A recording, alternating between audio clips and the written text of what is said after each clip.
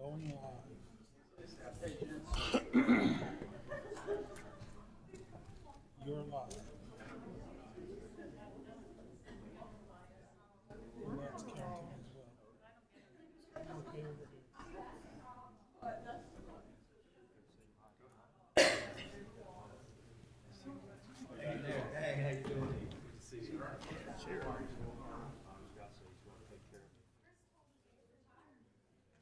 Okay.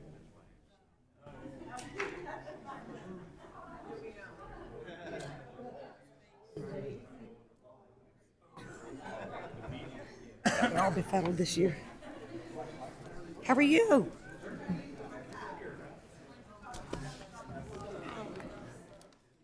Yes. Jean, how you doing?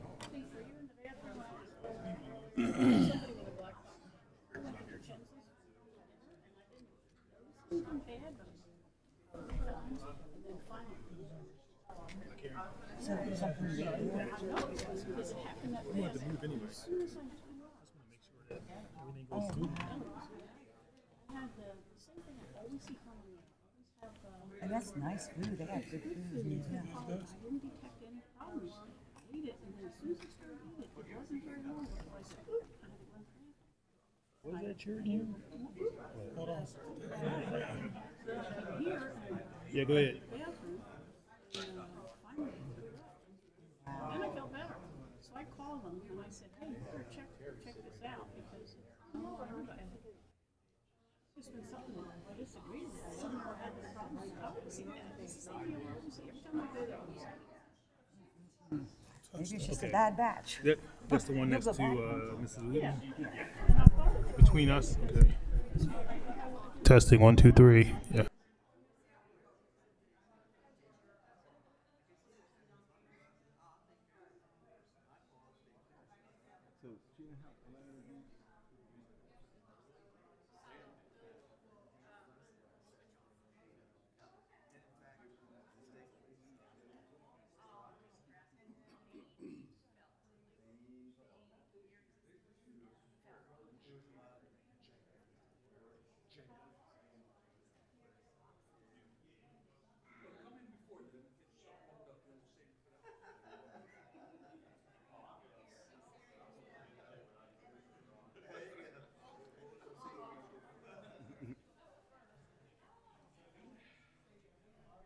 Presentation.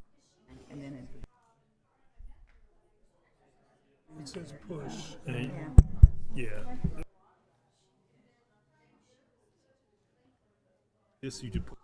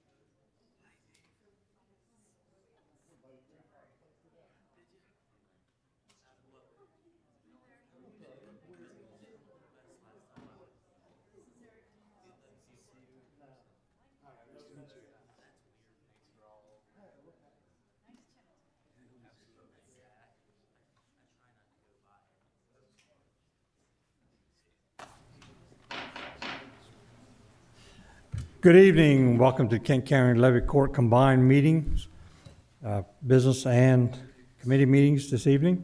We're holding this meeting at 555 Bay Road, Dover, Delaware, Levy Court Chambers, room 203. This is Tuesday, September 17th, 2023. And before we proceed to the actual business meeting, I'll turn it over to the county administrator to explain how those that want to join us via WebEx or phone can do so. Mr. Quayle? Thank you, Mr. President. This meeting's being offered in person, and we have also made it available for people to join us via the internet through WebEx. Participants can either join us by computer or by telephone throughout the course of the meeting. There will be opportunities for public comments from those attending in person or online at the designated time. For those joining us by phone, press star 3, which will raise your electronic hand so our operator can identify you and bring you into the meeting. Pressing star 6 will mute and unmute your line. If you're on a computer, at the bottom of the screen, you'll see the hand and microphone icons, and we ask that you use those at the appropriate time. We also ask that all comments from our guests be preceded by stating your name and address for the record. There are no hearings tonight, so you will not need to be sworn. We also, this meeting is being recorded and will follow all the rules of procedure adopted by Levy Court, as well as the Mason's Rules of Order. Mr. President, back to you. Thank you. At this time, we'll call the meeting to order. I'll ask Commissioner Angel for the invocation, Commissioner Hertz for Pledge of Allegiance, and Commissioner Sweeney will give us a moment of silence for our troops and first responders. All rise, please.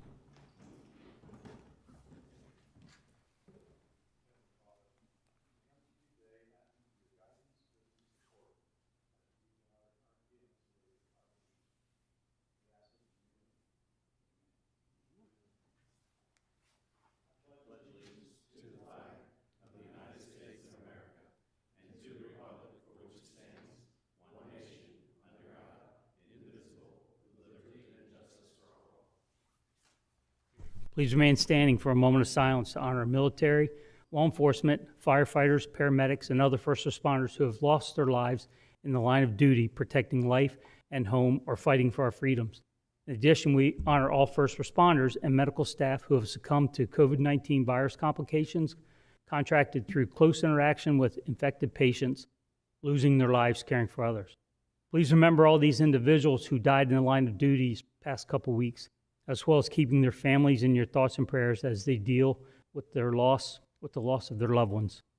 Deputy Sheriff Darnell Calhoun from the Riverside County Sheriff's Department of California.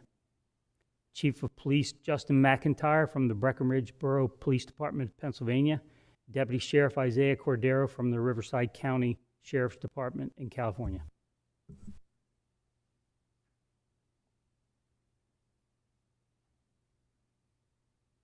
Thank you.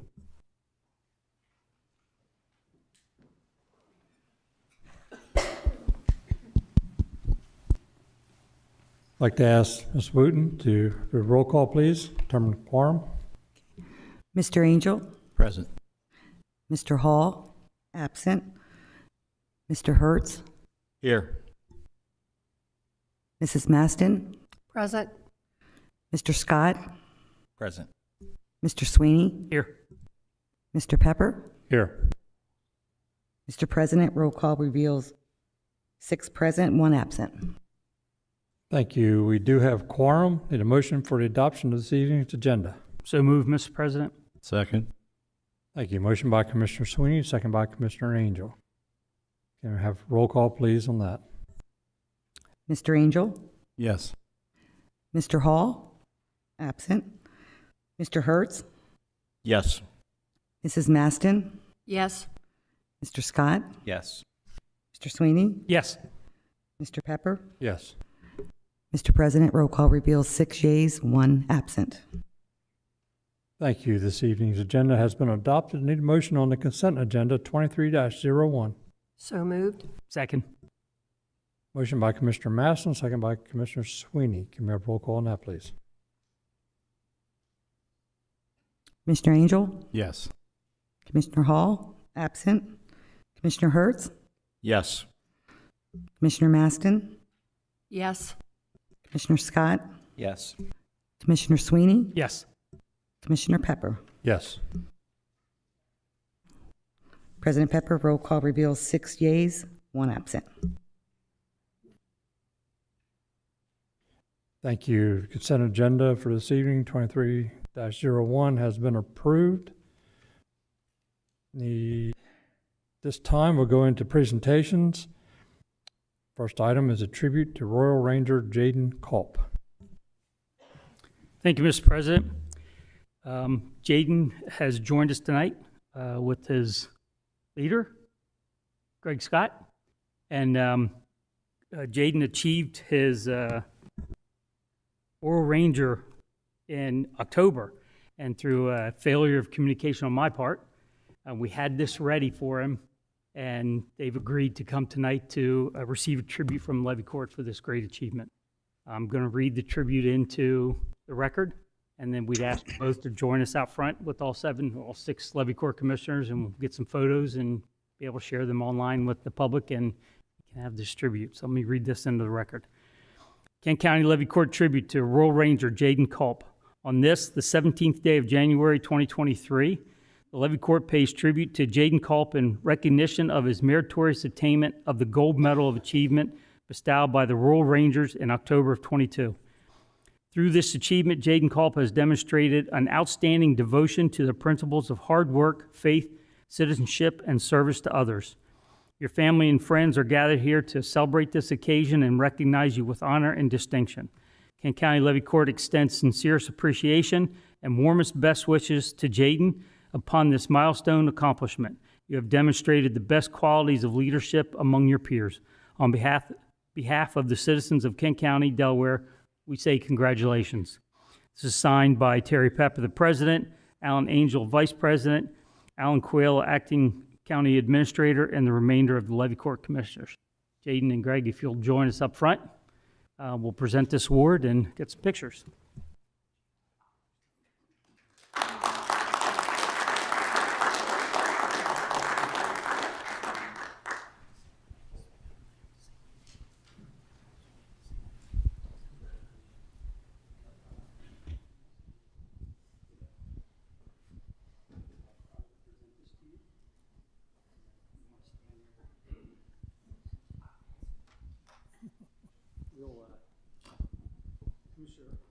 President Pepper. Well, congratulations. Finally got you here to recognize you, but glad you're here. Congratulations. I think it'd was fitting if you tell us a little bit about the organization. So if I give you the microphone, you tell us that, and then the rest of the commissioners, I'm sure, want to say a few words.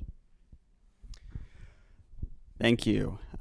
So the Royal Rangers ministry has been a big part of my life growing up. Its main purpose is really to just help grow and develop young men into Christ-like men in this world, better equipped to face the challenges that it throws at us and ensure that we are able to be shining lights in our community and draw more focus to our Creator. This award is just really a pinnacle of what this ministry has done for me and what it has poured into me. And I hope that I can use what I've gained through it to help pour back out. Thank you. That gives me a better understanding, but we certainly do hope there's a lot of other young individuals out there that proceeds down the same path that you've done, and because we know young folks of today need that kind of leadership. So thank you very much, and very, very your family should be very proud of you for what you've accomplished here. So just one other question: how long did it take you to do this? I was in the ministry all the way kindergarten through high school, but the effort it took to get this particular award probably took 7 or 8 years. Wow. Good job. Good job.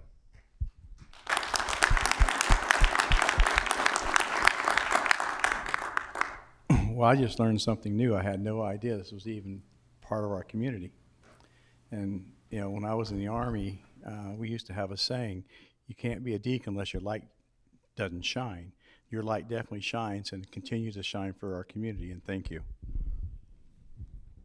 Congratulations on your achievement. I wish you the very best in the future, and I hope this sends a message to others that they could be a part of something like this.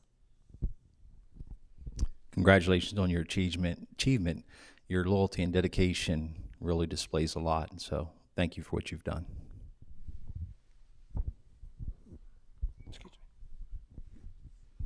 Congratulations and good luck on your future endeavors. Jaden, this is a nice accomplishment for you and for your family and for Mr. Scott. One of the best things that we do on Levy Court is to recognize young adults like you who are going to be leaders in our community. It kind of scares me as an elected official because I know you're coming up behind me or whoever's district you live in, but if I'm still here and you choose this route, I look forward to working with somebody of your quality. So congratulations. You're going to say something. Well, the Royal Ranger Ministry has been around since 1962, and we fostered the program, and we're now in 92 other countries around the world. Very similar to what the Boy Scouts is, a gold medal of achievement, but actually takes a lot more to get it. And you know, we mentor these young men to become Christ-like characters within their community. We teach them in all different areas of sports, arts, trade, technology. It helps them to grow and learn to become men. And we hope that they'll pour back into other boys as leaders as they come along as well. So I'm very proud of Jaden. You know, I've known him since he was in kindergarten and watched him grow. And there's a lot of areas in the Royal Ranger Ministry that we won't even get in tonight, but that he's taken part of, and I'm very proud of him. So Cool. Jaden, what school did you go to? I was homeschooled. Homeschooled. Excellent. It's still quality education.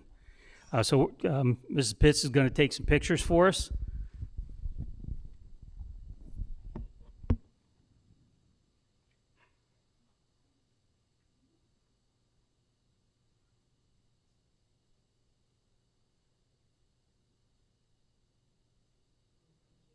Great, thank you. Congratulations. Yes, congratulations.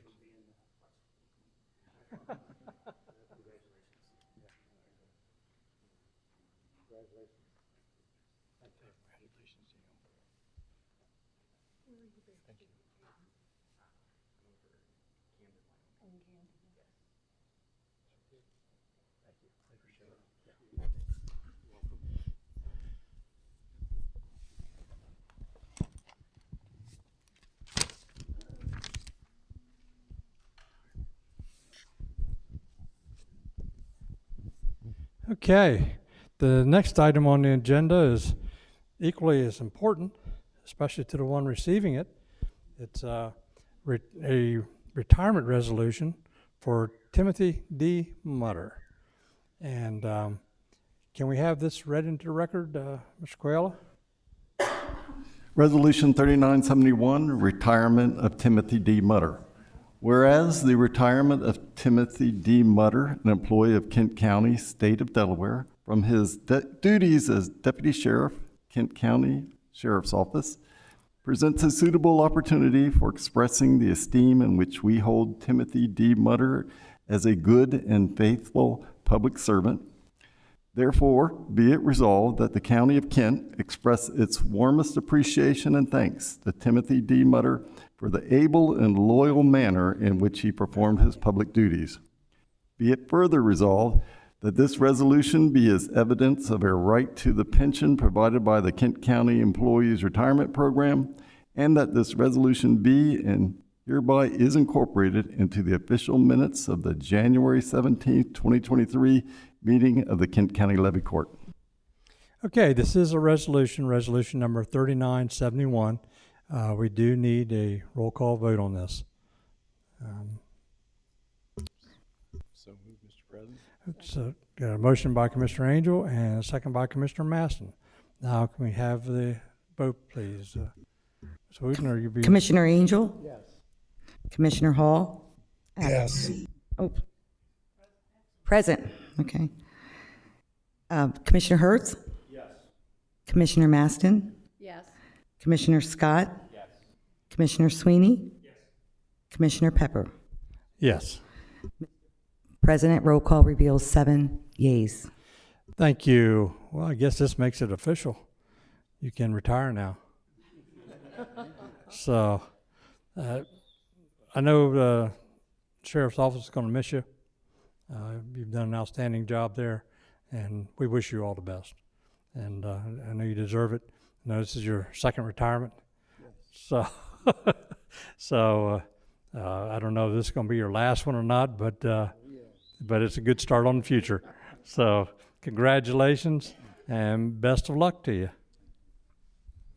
Yes, thank you, sir, for your service, and we're going to miss seeing you around here.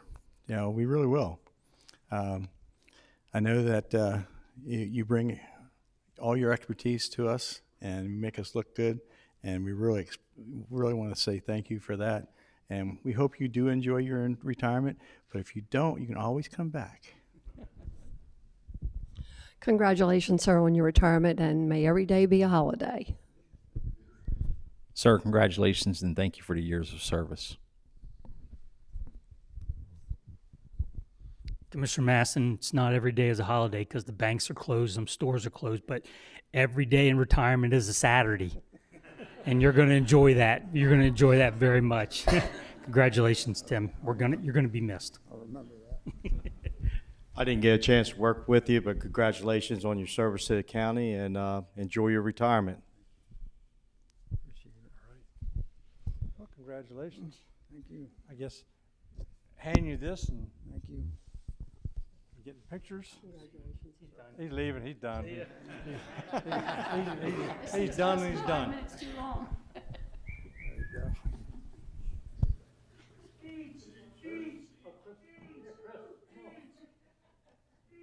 Share some words with us, Chris. Well, the sheriff was sorry he wasn't able to attend this evening. He had a prior commitment, but he congratulates you on your retirement. We're all going to miss you.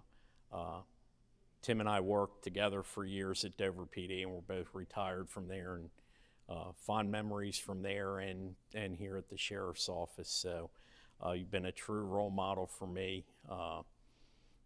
Approximately 7 years ago or so, I was put in a supervisory position, first time in my adult career to be in that position, and I weighed on him quite a bit to help me out with that because he's done that role for years at Dover PD, and he was definitely a supervisor to the sheriff's office for me. 5 children, I think I'm correct, 16 grandchildren, just awesome. When we had our first child, we were able to sneak our child in, and his wife Cindy was able to babysit him for a while, so and they never noticed the difference. So he's truly a role model. I believe 4 or all 5 of your children are either prior or current military, correct? And that's all 5, and that, you know, that's truly remarkable. And you've been married how many years, sir? 44 years, so a role model for all of us.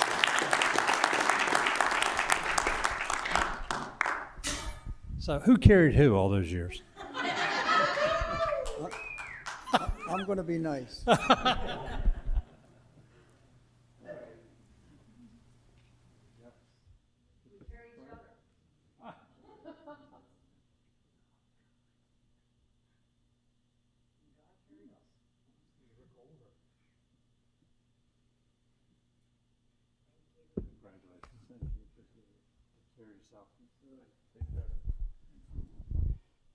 Okay, now we got.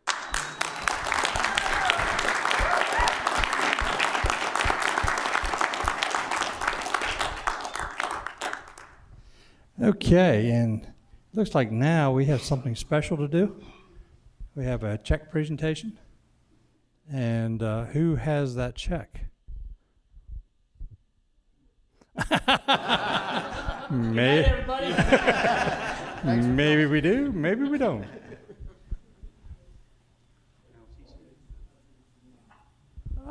Finance did not give it to you. Okie dokie. Yeah. Just pretend. Well, let's have the representatives from the food bank come up, and they can tell us about the food bank while we're waiting on you, Alan. Oh, somebody spilled something.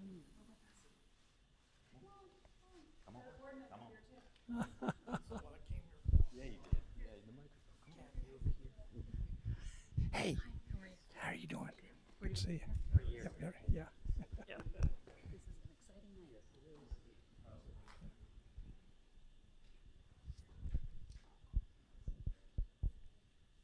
Okay, tell us about what these funds mean to the food bank. Absolutely. So, good evening, everyone. I'm Kathy Konefsky. I have the honor of serving as the president and CEO of the Food Bank of Delaware. I'm joined by one of our board members, Dave Marvel, Larry Haas, our Chief Development Officer, Trevor Turner, our Chief Operating Officer, and our Senior Director of External Affairs, Chad Robinson. We are just a handful, truly, right? One handful of the staff that serve the Food Bank of Delaware, and the staff that serves partners with volunteers and partners throughout the state to make really good things happen for people that really need good things to happen. I say all the time, nobody knows what the next day is going to bring. And if you think about the last several years, I don't think any of us have experienced that more profoundly. We've lost loved ones, we've lost jobs, we've had our lives turned upside down. And I think all of us have felt that. And then when you think about somebody that was already in a position where they couldn't stand to even think about losing one more thing, and to have that happen to them, we're seeing those people all the time. And they're the people that we have the absolute privilege of serving. We talk about food for today and food for tomorrow. We serve food at the food bank. That's what we do. And President Pepper, I actually leaned over to Chad and said, do you think it's okay if I talk about the cans of corn? Yeah, because at our groundbreaking for the facility that this absolutely generous gift that the county is giving to us, we were breaking ground on a 67,000 square foot facility in Milford, Delaware to help us serve the Delawareans that we serve so well better. And President Pepper had put into some kind of a mathematical equation how many cans of corn it would take, right, to get from, do you remember? Yeah. From Delaware to? Just past Orlando. Just past Orlando. 100 miles on the other side of Orlando. And how many kernels of corn was that? Oh, I didn't just I'm playing. I'm waiting for the check to get here. I'm just going to draw this out a little bit. But seriously, that is how we talk, though. We talk about cans. We talk about tomatoes. We talk about jobs. We talk about training. We talk about economic stability. We talk about whatever it takes for people that wake up today without hope to wake up tomorrow with hope. And I think that is the absolute message that the Food Bank of Delaware wants to share, is that if you know someone, or if you are someone that wakes up without hope, please reach out to us, because that is what we're in the business of doing. Our campaign is called Building Hope in Milford. When we open the doors this year, at the end of this year, right, we are literally opening the doors for hope. We have a beautiful facility in Newark. We have a mediocre facility in Milford right now. And it's a beautiful thing that what happens in there, but we're out of space. We are over capacity. We can't serve people the way we want to serve them out of what we have in Milford. And when we have these two facilities operating both in Delaware, we will be able to serve people better. That's the bottom line. So we are so incredibly grateful for the county for really seeing that and advocating for us. President Pepper, Vice President Angel, all of the commissioners, we totally are in awe and in honor of you guys. We don't know how to thank you enough for being, because quite honestly, I'm just gonna say it, because again, is the check here? Do I need to keep talking? Because I'll start singing soon. I've seen Stretch. He's back there telling me to stretch. We don't know if we could have done it without your support. Nah, it would have got done. And we don't know if we could have done it without your support. But here's the thing. There are 3 counties in Delaware. Guess which one has stepped up first? Kent County. Woo! There it is. Yay. We were stretching, waiting for you. I was about to start singing. Very good. All right, there you go. So, thank you. For the bottom of all of our hearts, from the people that we serve every day that don't even know to thank you, we'll thank you on their behalf. Check. I love it. I usually, with those big fake checks, I always joke that we can't take them to an ATM. I don't think we can take that to an ATM either. You know what?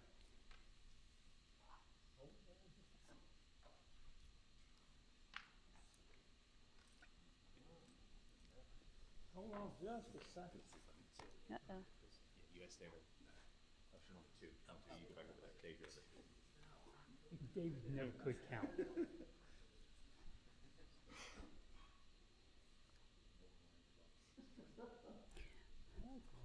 So we had the pleasure today, those of us from the food bank that are standing here, actually being in the construction trailer for our new facility. And if anyone has any interest in joining us, we're glad to host you. It's really, really cool to see the progress, and just 4 months ago that it was just nothing to where it is now, and just to think we're just 2 4-month periods away from opening the doors. We welcome anybody that wants to see it, and we'll tell you all about it.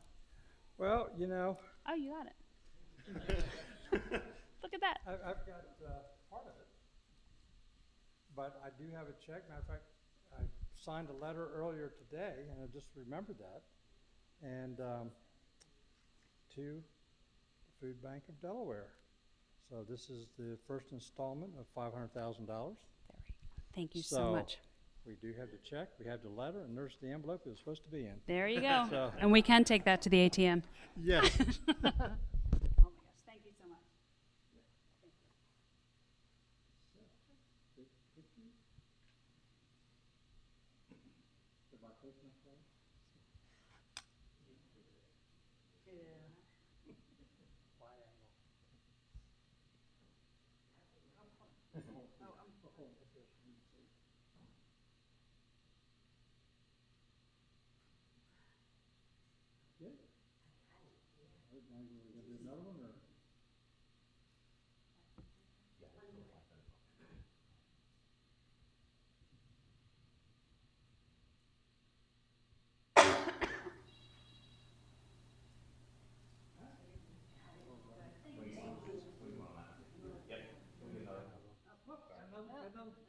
We're all going to talk before you walk away.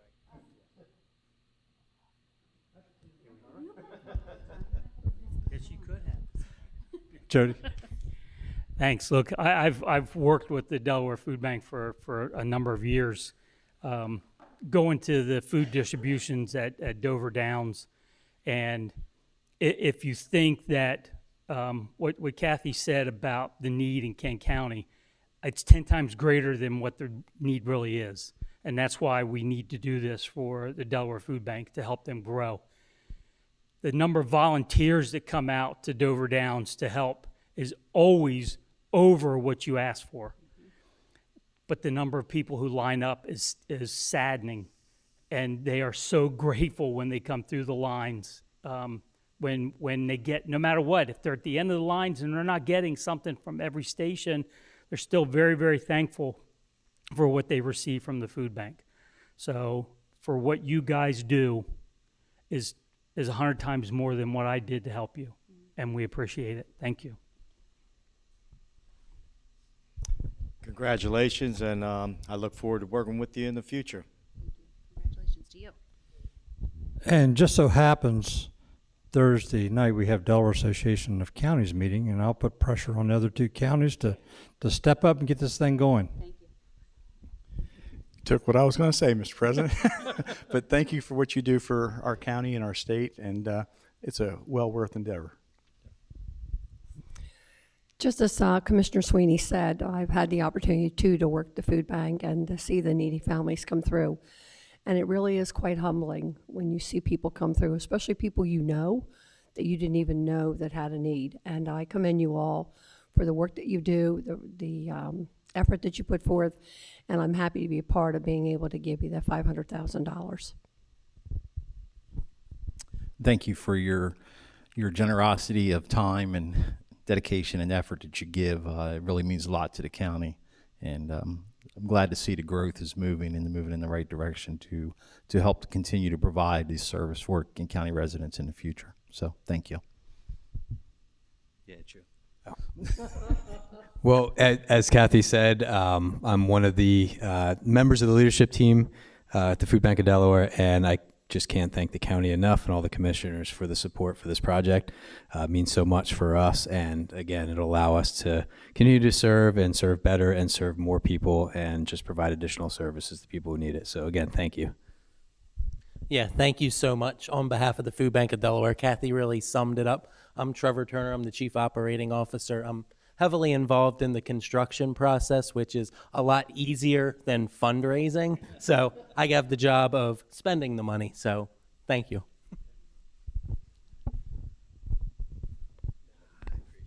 Chad, you got to say something? Yeah, he does. Mr. President, Mr. Vice President, Commissioners, thank you so much. I've been involved with the food bank for now just over a decade on staff, and this project in Milford is really near and dear to my heart as a Kent County and as somebody who lives about 6 minutes from the facility in Milford. To see the growth there and to know what we can do for the citizens of Kent County is really something that means a lot to me and certainly means more to the folks that we serve. So to all of the folks up here who I consider friends, thank you so much for everything that you've done to support our organization. We can't say thank you enough. It means a great deal to us, but it means more to those that we serve. So thank you to all of you. As a reflecting board member, I have to say, why I got involved with the food bank, and past few years have taught us that we can't do everything alone, and that sometimes we have friends and family that we lean on. And I've been very fortunate to have a good family and great friends. But for those who need a little extra help, the food bank is your friend and family, and they're there for you.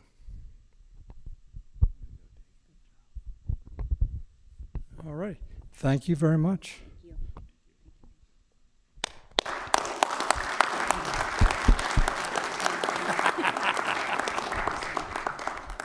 All right, I think. Thank you, sir. You're welcome, buddy. Yep. Carry yourself. All right, we're done, right? Done. We're done. Done. Time to go home. I guess I got it.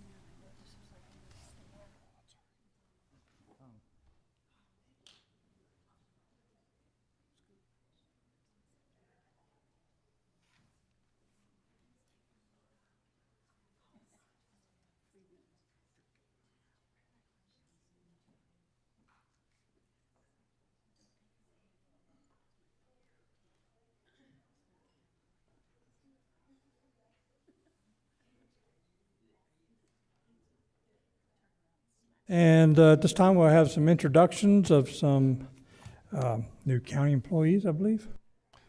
Trudy here. There's Trudy.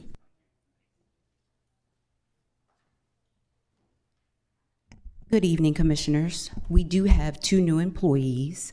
The first was hired in our Public Works Department, Wayne Ridgway. Unfortunately, he's unable to attend tonight.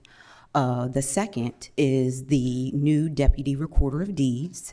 He was sworn in on January the 3rd, and I will turn it over to the new Recorder of Deeds, Jean Thornton, to introduce Ethan Lang.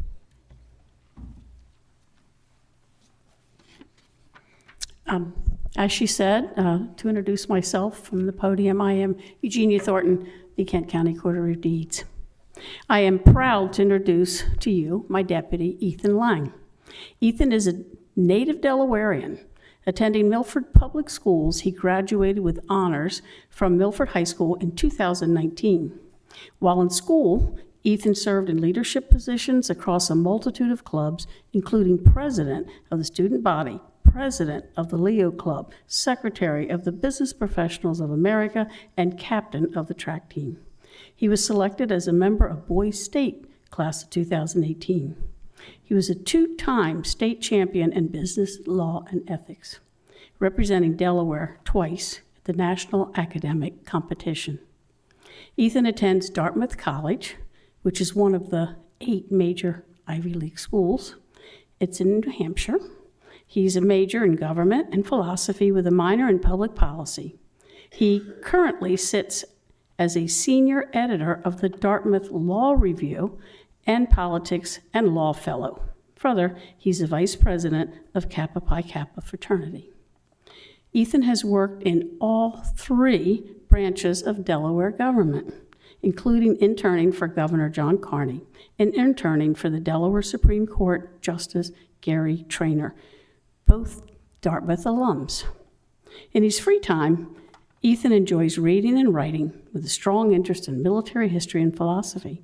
He is a multi-instrumentalist, playing guitar and singing for his college band, and he plays drums. Ethan also enjoys staying physically active, having been a hurdler and member of the club fencing team. Commissioners, may I present to you Ethan Lang.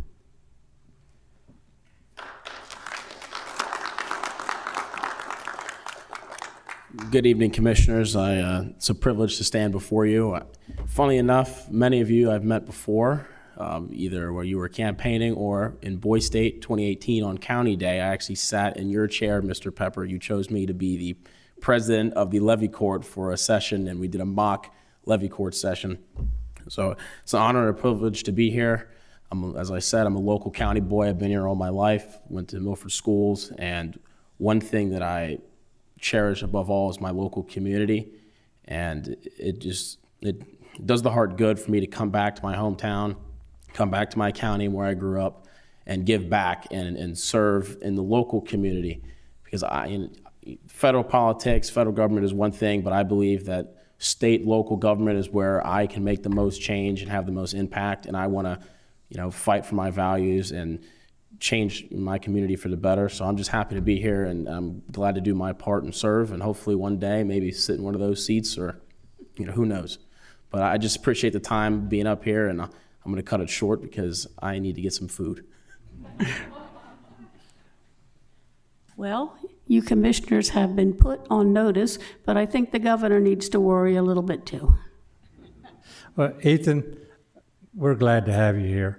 I'm sure this would just be one item to add to your resume in the long run, but in a short run, I should say. But we're glad to have you here. I'm sure that you'll learn a lot here, and it'll be valuable to you in the future. So welcome. Welcome. Yep. Any other questions? Thank you very much, and best of luck to you.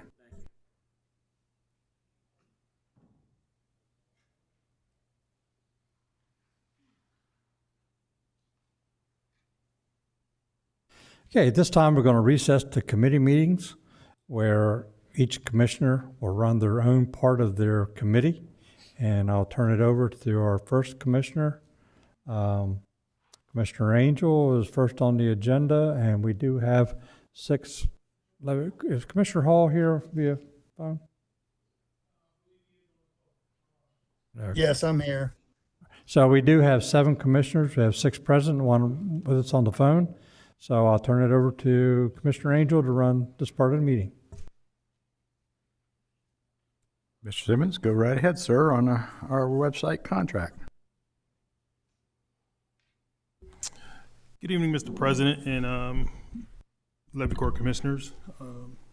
Here tonight to bring forward for our website redesign and development contract. But before I do that, I'll be remiss to, this has been a long journey to get here tonight. A lot of people put a lot of hard work into getting us here. I want to acknowledge the website committee first. It was a cross-sectional group of different areas that came in to put a lot of work into this website, the RFP, determining what the county needs. Jason Berry in planning, Jessica Steele in finance, Andrew Hinkson in IT, Kelly Pitts in administration, Laura Whistler in administration, and Mark Kennedy, who headed up and kind of chaired that committee to get us where we're at today. So, like you said, want to recognize those people how we got here, because like you said, this is a monumental occasion, I think, for the county. Okay. At the November 15, 2002 business meeting, Levy Court moved to award the website redesign upgrade project via RFP 2201 to Granicus, and it directed staff to negotiate a project contract to include modules for agenda management, live streaming, and FOIA management and internet services or internet site.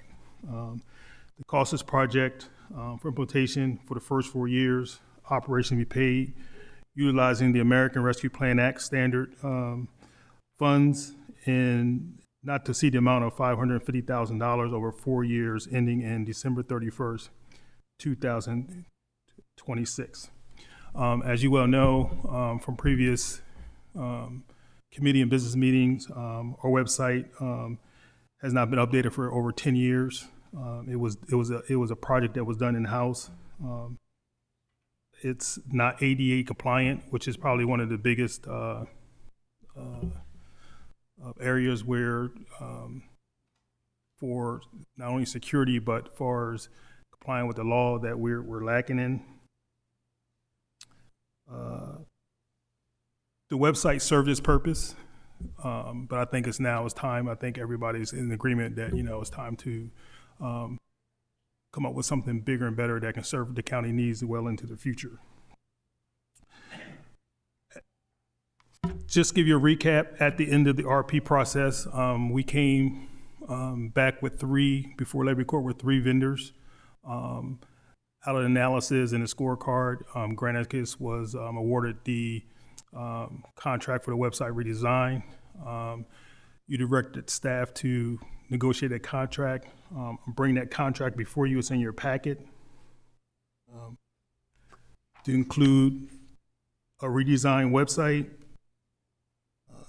FOIA management, agenda management, live streaming, and an intranet site. So we negotiate the contract. Myself, Mark, has been reviewed by Craig, our county attorney. Again, it's stated in here for a 5-year contract. I want to bring up, make one point, is that we had them put in a section of the agreement that to realize that it was funded through HARPA funds for 4 years. And even though the contract outlines a 5-year contract, which is standard procedure for as the vendor, is that it is a clause that if we don't secure additional funding after 5 years, that's an optional year. We can opt out the contract with a 90-day notice. When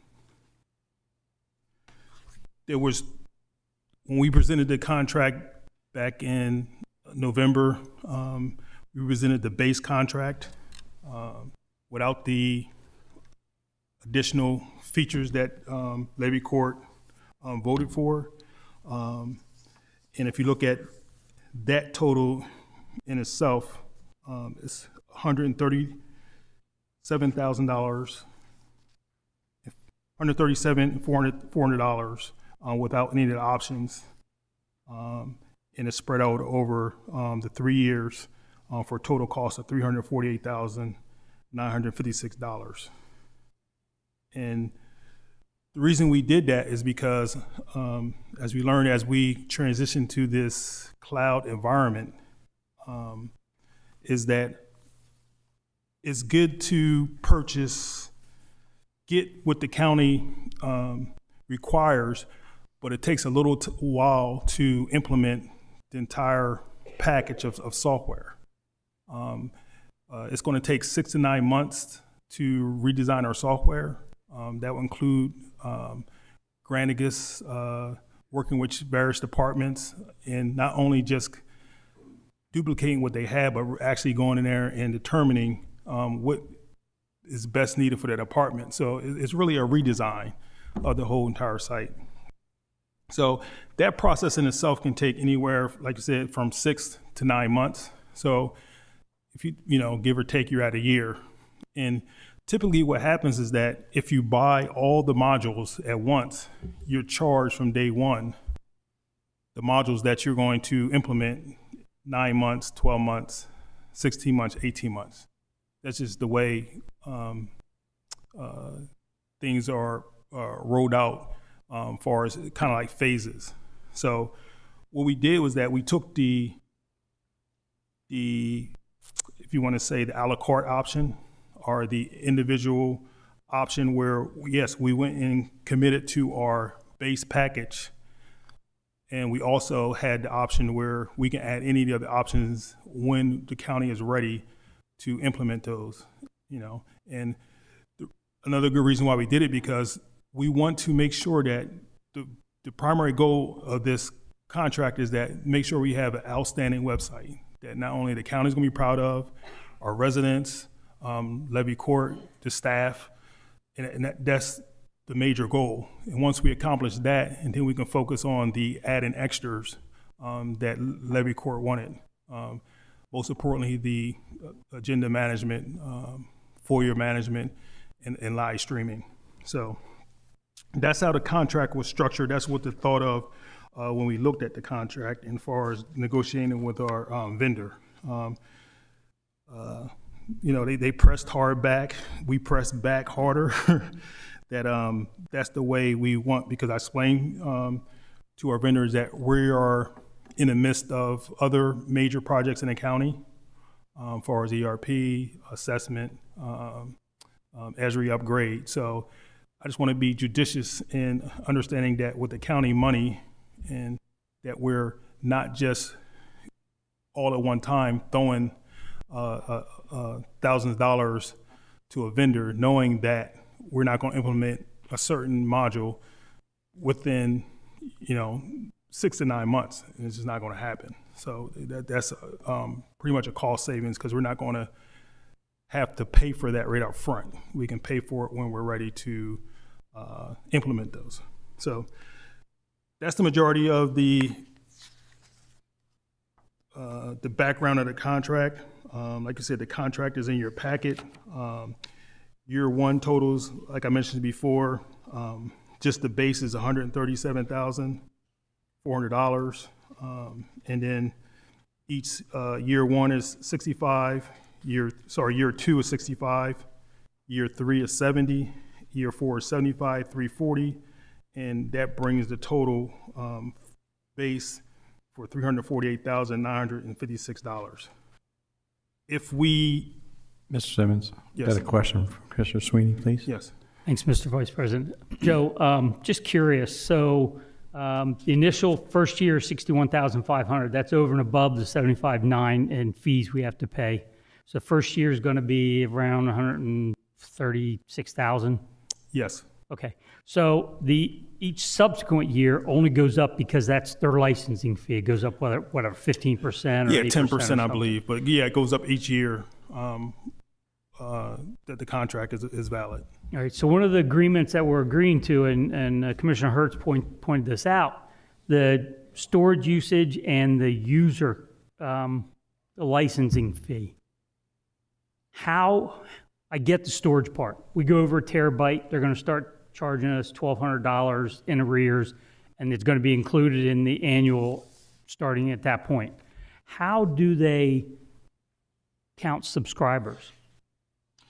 When you say subscribers, I just want to make sure we understand we're on the same page. Subscribers, you mean email subscribers or subscribers far as users using the CMS?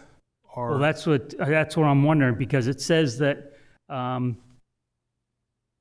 once a license is subscriber tier is passed, which is 10,000.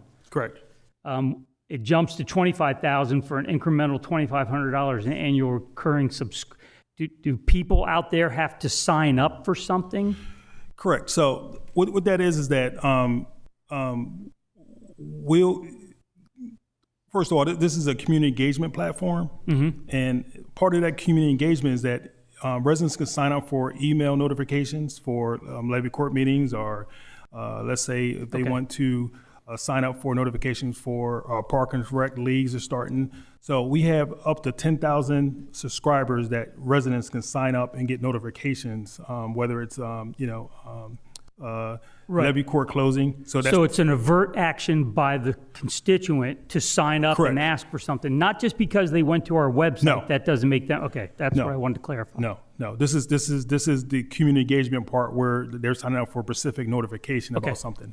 Right now, we don't have that feature in our website. Right. So I think it's a great idea. Yeah. I mean, that kind of communication is great. I get it from schools. I get it from the state. So I think it's correct. I just wanted to make sure that just visiting the website didn't somehow capture information that made them a quote unquote user, which would impact our.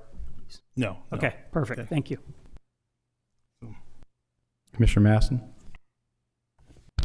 Mr. Simmons, just for clarification, the total cost for the 5 years is how much, sir? Excuse me? The total cost for all 5 years? What did you say? There's two ways to look at this. So the total cost, if we just did the website, so the base, I'll call it a base cost because it's kind of, I'll explain to the tier cost. So the base cost is $348,956.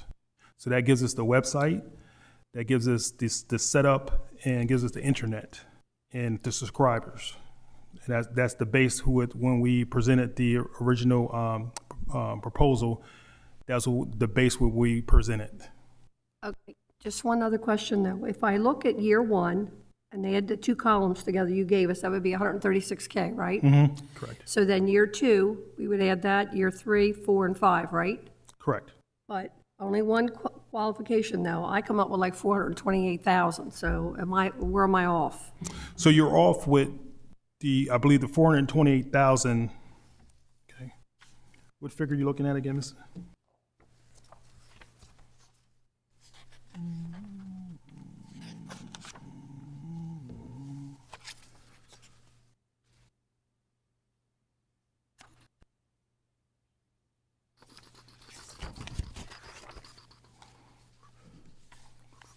Okay, so we're looking for the first year setup is going to be $75,900 plus the first year subscription is $61,500. That's how I got with the number of $137.40. Right, I got that one, sir. Okay.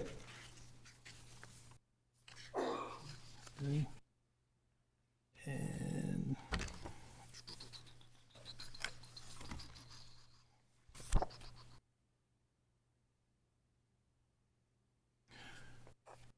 where's the figure you're looking at, Ms. Sark? And if I take year 2, which I rounded to 66, year 3, 70, year 4, say 75, year 5, say 81, if I add those 4 years plus the subtotal of the 136, I get 428. What did I calculate incorrectly? Because that's year 5, which is not calculated because it's only a 4-year agreement that we're going for. Okay, got it. Thank you. Okay, thank you.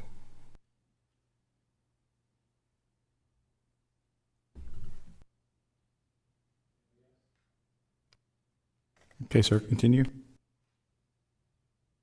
Okay. So,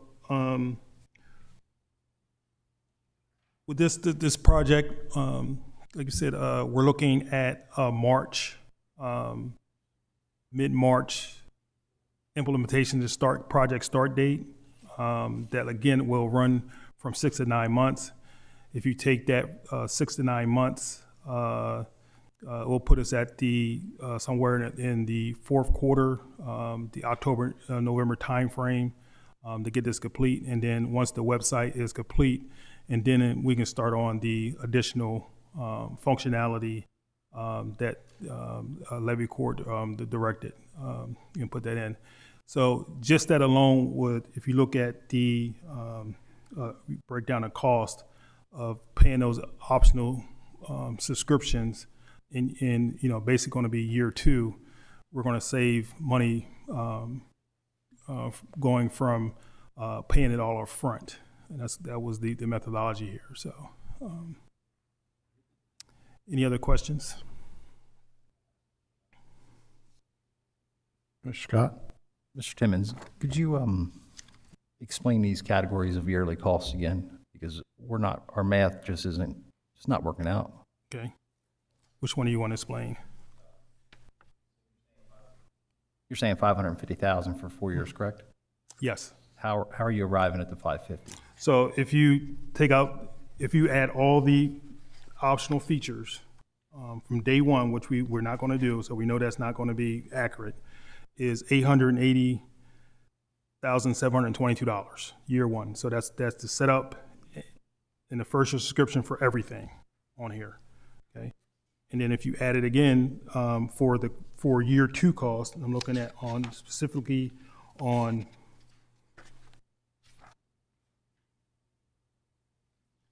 page 4 and 5.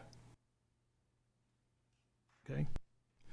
So if you look on page 4, the first 1, 2, 3, 4 lines are setup costs. So you don't add all of them into the annual cost. So that's the setup cost I'm adding in to get the 188. So you take out all your annual cost, which is one for the meeting management is 14,916. The public records request management is 17,500. The live cast 11,556, and the live coding software for 1,500. Okay, and if you go to page 5, that's the first year. But if you go to page 5, it actually commits to a 5-year, the same cost. So what I did was just add these costs up and add them to the base cost. Okay, and that total comes out to $550,000. So what you're saying, basically, it's the optional pricing category is included in your 550,000? Correct. Okay, thank you.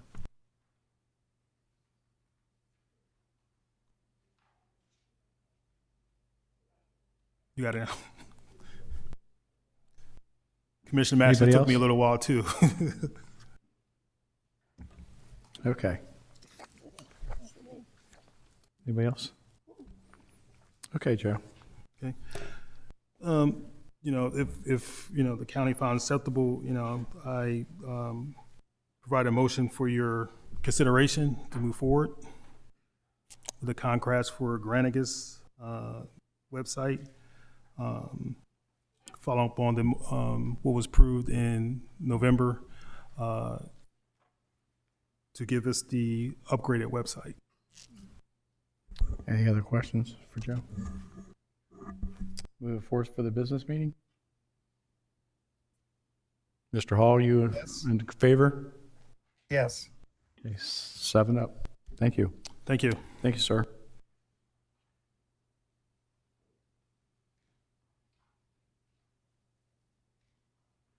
Next up is Gina and Mr. Cuela.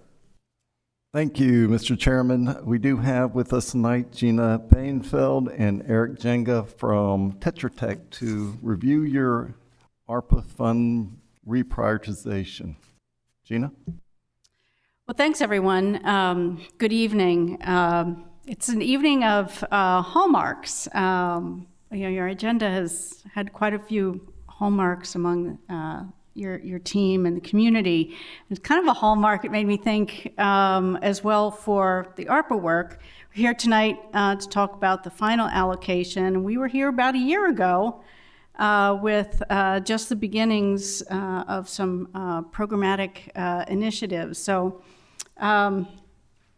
good work that's gone on. Okay, as Alan has introduced, I'm here with my colleague Eric Jenga. Some of you have been on the phone with both of us, and we are here tonight to get through a couple of important items.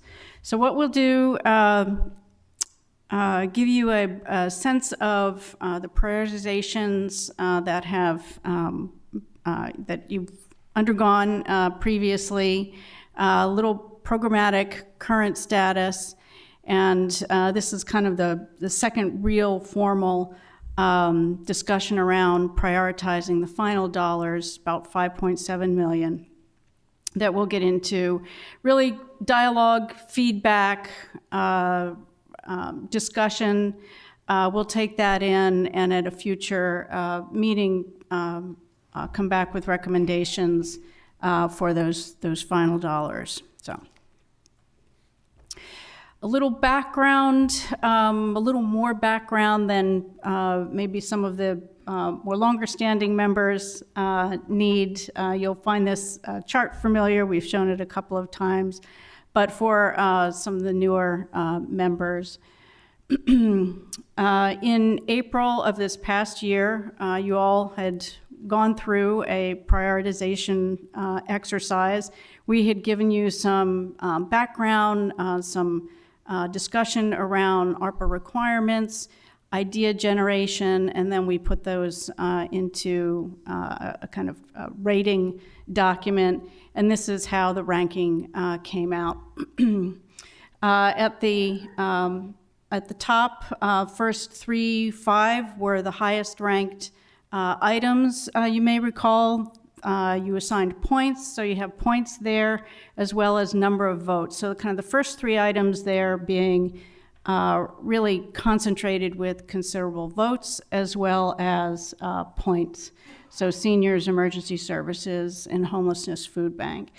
The next 2, water infrastructure and county building and ventilation, were kind of round out the first 5. Prior to this prioritization, recall you had started with a commitment of 1.27 million towards the Woodside project, water infrastructure project. And you had also just committed $5 million towards small business and tourism grant programs that were administered and have been administered by the Kent County Commerce Commission and Tourism Corporation. So that just kind of gives you a little bit of breadcrumbs there on where you all started. I just will call attention to the last item that had been an add-on, municipal assistance, and we did some background homework, and it unfortunately turned out not something that could be done because of state funds that had already compensated for communities. So next, this is the same prioritization with a reflection of what commitments you have made to date from a programmatic standpoint, what's been addressed. The underlying priorities here also reflect a large number of letters that the county has received over months, some 40 or so. And so the prioritization was a look to try and address many of those letters and inquiries that you received. So top of the line, senior services, homeless food banks, daycare, early learning were 3 chief components of the nonprofit program. Another component was disabled that was added for kind of completeness and to address some of the other letters that were received. Emergency services, you provided the firefighters and ambulance, volunteer fire and ambulance services. We'll go through the numbers on what those commitments actually were, but that was done out of your county revenue loss bucket. So point of context here, you all know you have a $35 million ARPA allocation. Several months after the program was instituted, U.S. Department of Treasury offered all across the country recipients the ability to elect rather than having to go through every year calculating. They had a sophisticated calculation process for the governmental entities' revenue lost. You lost revenues on taxes, on a whole host of fees, et cetera. So they gave you the option to elect 10 million or do the math every year. You smartly elected the 10 million. So we sort of have two buckets here. That 10 million, that revenue loss bucket, is for shorthand government services. Things you would normally do in the course of performing your governmental duties, that's what that bucket's for. The water infrastructure project we talked about, but then again in November, you see at the end of November there was an action to commit additional funds toward water infrastructure projects, as well the county ventilation, so a check mark there. There was contribution action a couple of months ago to support the substance use study, that is a statewide study. And civic organizations, there have been inquiries and commitment of dollars to address civic organizations and the losses that they had incurred, and then of course the tourism grant there. So remaining items there, you know, you got a good bunch on the right there. Workforce sort of housing, affordable housing, and as well potentially the county employees. So we'll lay this out a little bit more clearly as to what's left in a moment. So do quick overviews of where we are with the two main programs. The nonprofit program, as I mentioned, and as you all know, it's got 4 categories, 4 sort of at-risk populations that really bubbled up as priorities because of their need, the commitment of the county, and letters that were received, inquiries. So children, disabled, homelessness food banks, and senior services. 2 programs were created. One was for the economic impact suffered by nonprofits, a revenue loss or lost revenue, the CLR program. We also created a capital improvement program, CCI, under this nonprofit at-risk populations program to address the disparate groups of inquiries. We launched at the end of July. We had a 3-month intake period and closed October 28th. In total, we have 31, I'll call them net applications. We had about 39, close to 40. We had several that withdrew. They really looked at their own financials for the most part and said, you know, look, we applied, but we don't think we have lost revenue. So they self-withdrew. And then we have 3 that are pending eligibility. So among that sort of net 31, there were about 41 between the 2 programs. You can figure out what happened. Some of the agencies applied for both the CLR and the CCI. So we have 7 at this time approved and dispersed, and we're getting more in every day, about 9 in final approval review right now. And then here are the dollars. It's, I guess, a little small, but hopefully folks can see. This is by category. It shows us by program, revenue loss and CCI, the 2 columns, what the total number of applicants as well as the total dollars. So you can see in children and youth, we had about 2.3 million in total, most in capital improvement projects. There had been an initial commitment of $8 million for each of the 4 buckets with authorization, so to speak, to trade between buckets based upon need. So it shows as a $296,000 negative number for that category, but in the overall between the categories, it's actually, we're a little under at $342,000.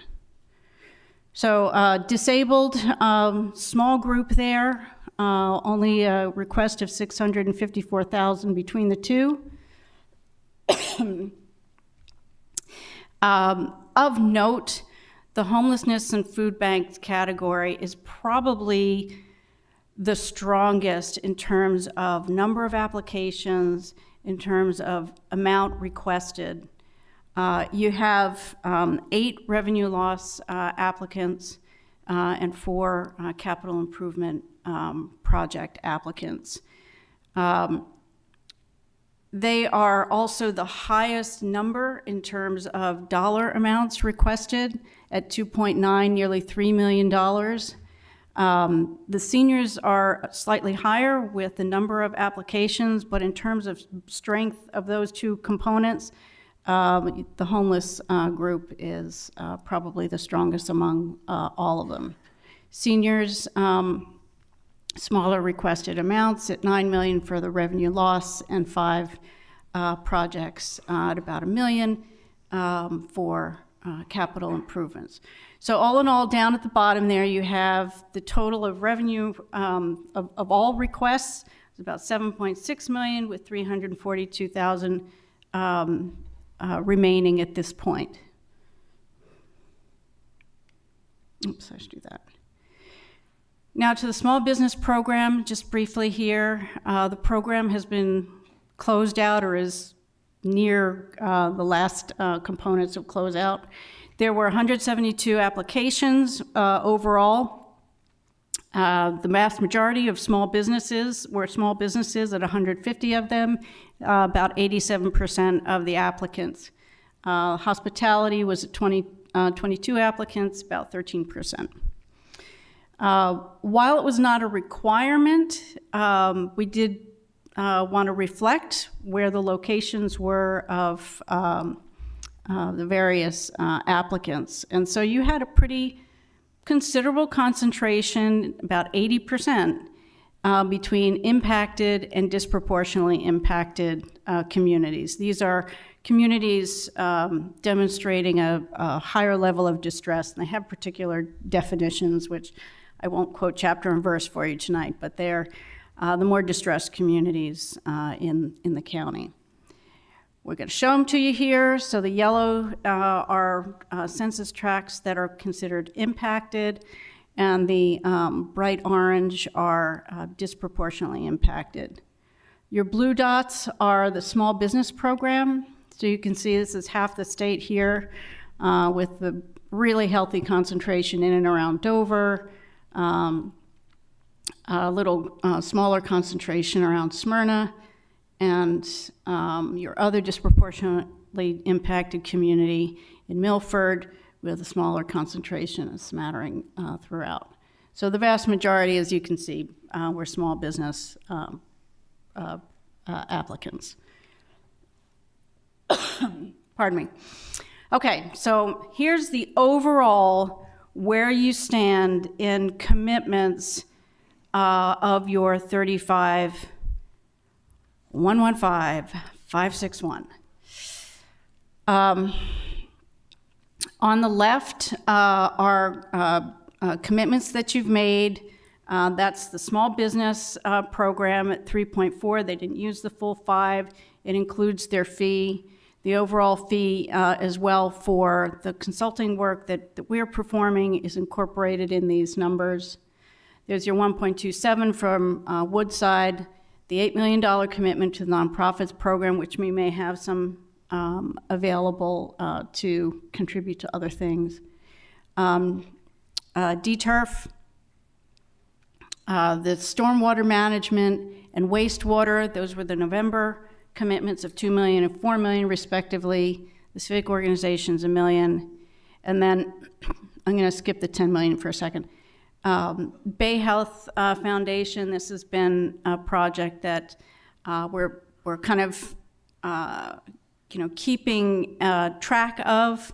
we're doing analysis and review. It is eligible, and that may be something that is coming in the coming months for your consideration. So the 10 million revenue loss, remember that bucket for government services. So these are how you've allocated your dollars so far. So the volunteer fire and ambulance were about 3.7. That's how the allocation went. Small additional one of about 12,000 to the fire police, 75K to substance use study. Website improvements at 950K. Capitol Park is the park that you maintain and needs improvement. So there was a $250,000 commitment there. I expect you'll see more about that in the future. And then HVAC commitments were made in November. So all in all, those numbers add to your 35 million. And calling attention to the remaining numbers at the bottom of each of those charts. So that 1.75 is what's remaining to allocate and for discussion tonight of the main dollars. The 3.9, nearly 4 million, is available under revenue loss. So think things you typically do as a government. Those are good things to think about for that bucket. This is just kind of a summary of letters and inquiries, discussion items and how their disposition. Okay, so much of them the nonprofit program. We've got a little bit on the civic organizations, several one-offs that have been approved, where your revenue loss dollars are, and then kind of what remains. We had a couple that, one fell off, another that had expressed interest but then did not apply that could have. So this is your... Excuse me. Sure. Is there a question? Can we go back one screen? Sure. So I know that you mentioned there were a couple organizations that submitted for both the CCI and the CLR. Yep. Are both of those reflected in that list? Yes. But they're not anyone that applied for the nonprofit program, whether it was CCI or it was CLR or both, are listed as nonprofit program in the upper left there. So Dover, Elizabeth Murphy, Hope Medical, these are of the ones you received letters from. Right. Okay, so just to be clear, So it's not all the applicants. No, just to be specific, the Delmarva Council of Boy Scouts submitted both for CCI and CLR. Yep. We have provided them a CLR check. Their CCI is still outstanding. Correct. So I don't know what the color coding is. Is the color coding there indicative of something? Just to separate them. Just to separate them? Okay. Just to make them look a little different so you can visually determine. So we don't really know the status at this point, other than it's still outstanding for their CCI request. I don't.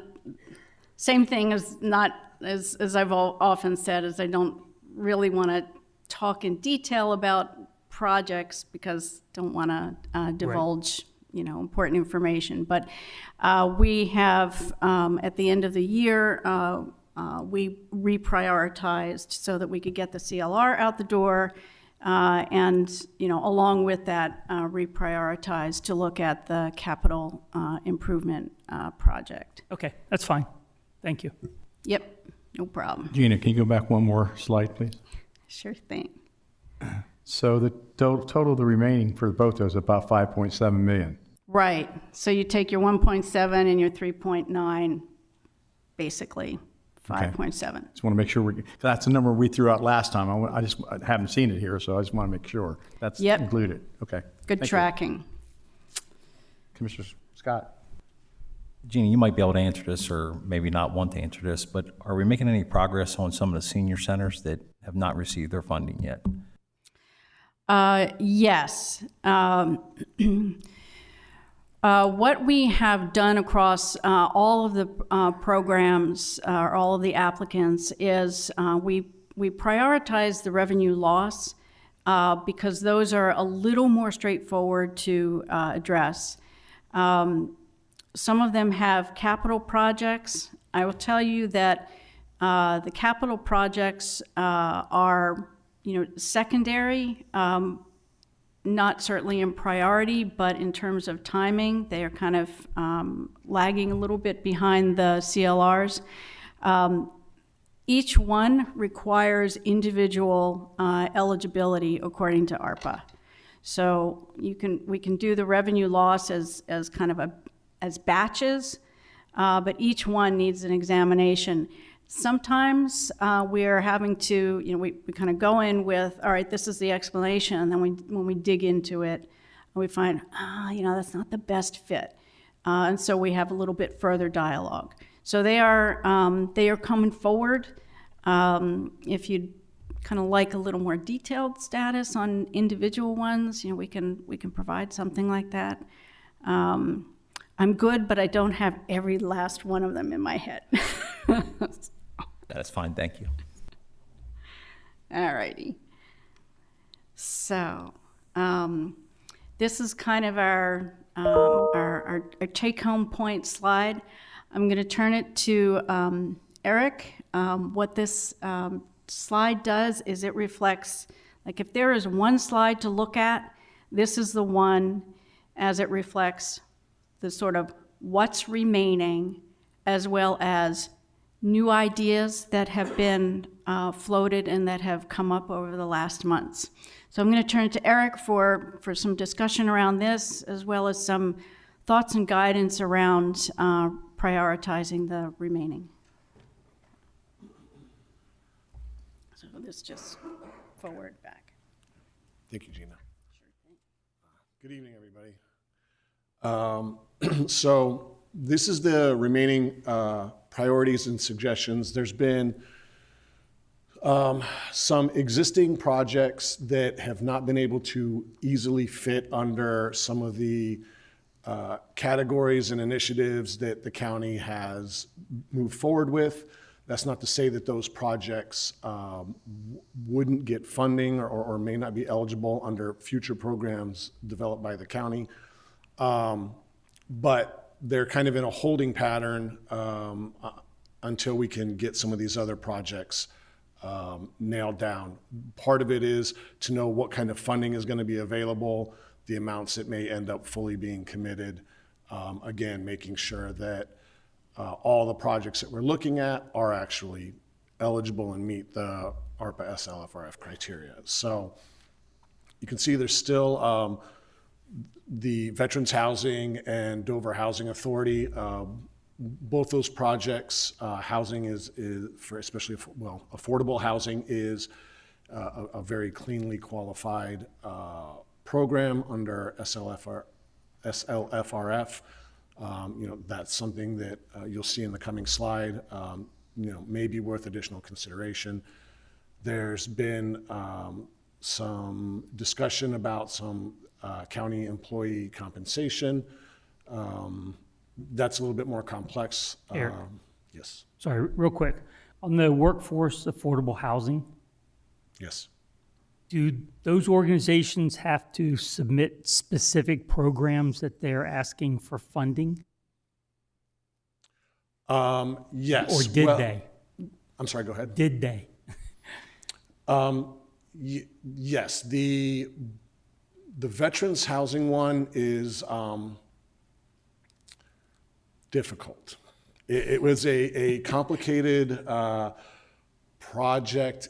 So that one, I would say, it wasn't that there was necessarily something specific. The idea was specific, but they, there may not have been as much detail there as what may be needed. The Dover Housing Authority one was definitely more of a formal project with a multifamily housing. Like that one was a much more defined It's funny, just this past week, I received a request from the Delaware State Land Trust asking for funding, but it was for one residence in a community, not we want to help 10 families. It was for one residence that they had met the max on trying to get the house renovated and needed help to finish it. But yeah, and that's one of the things that we want to discuss in the coming slide is just in order to expedite the remaining funds and really put together solid projects that we know are streamlined, are going to move forward. You know, a lot of what we've done up to this point there's been all these separate projects that were presented to the county,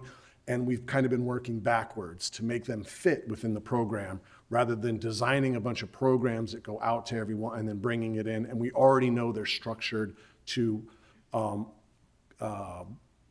align with all of the regulations and requirements.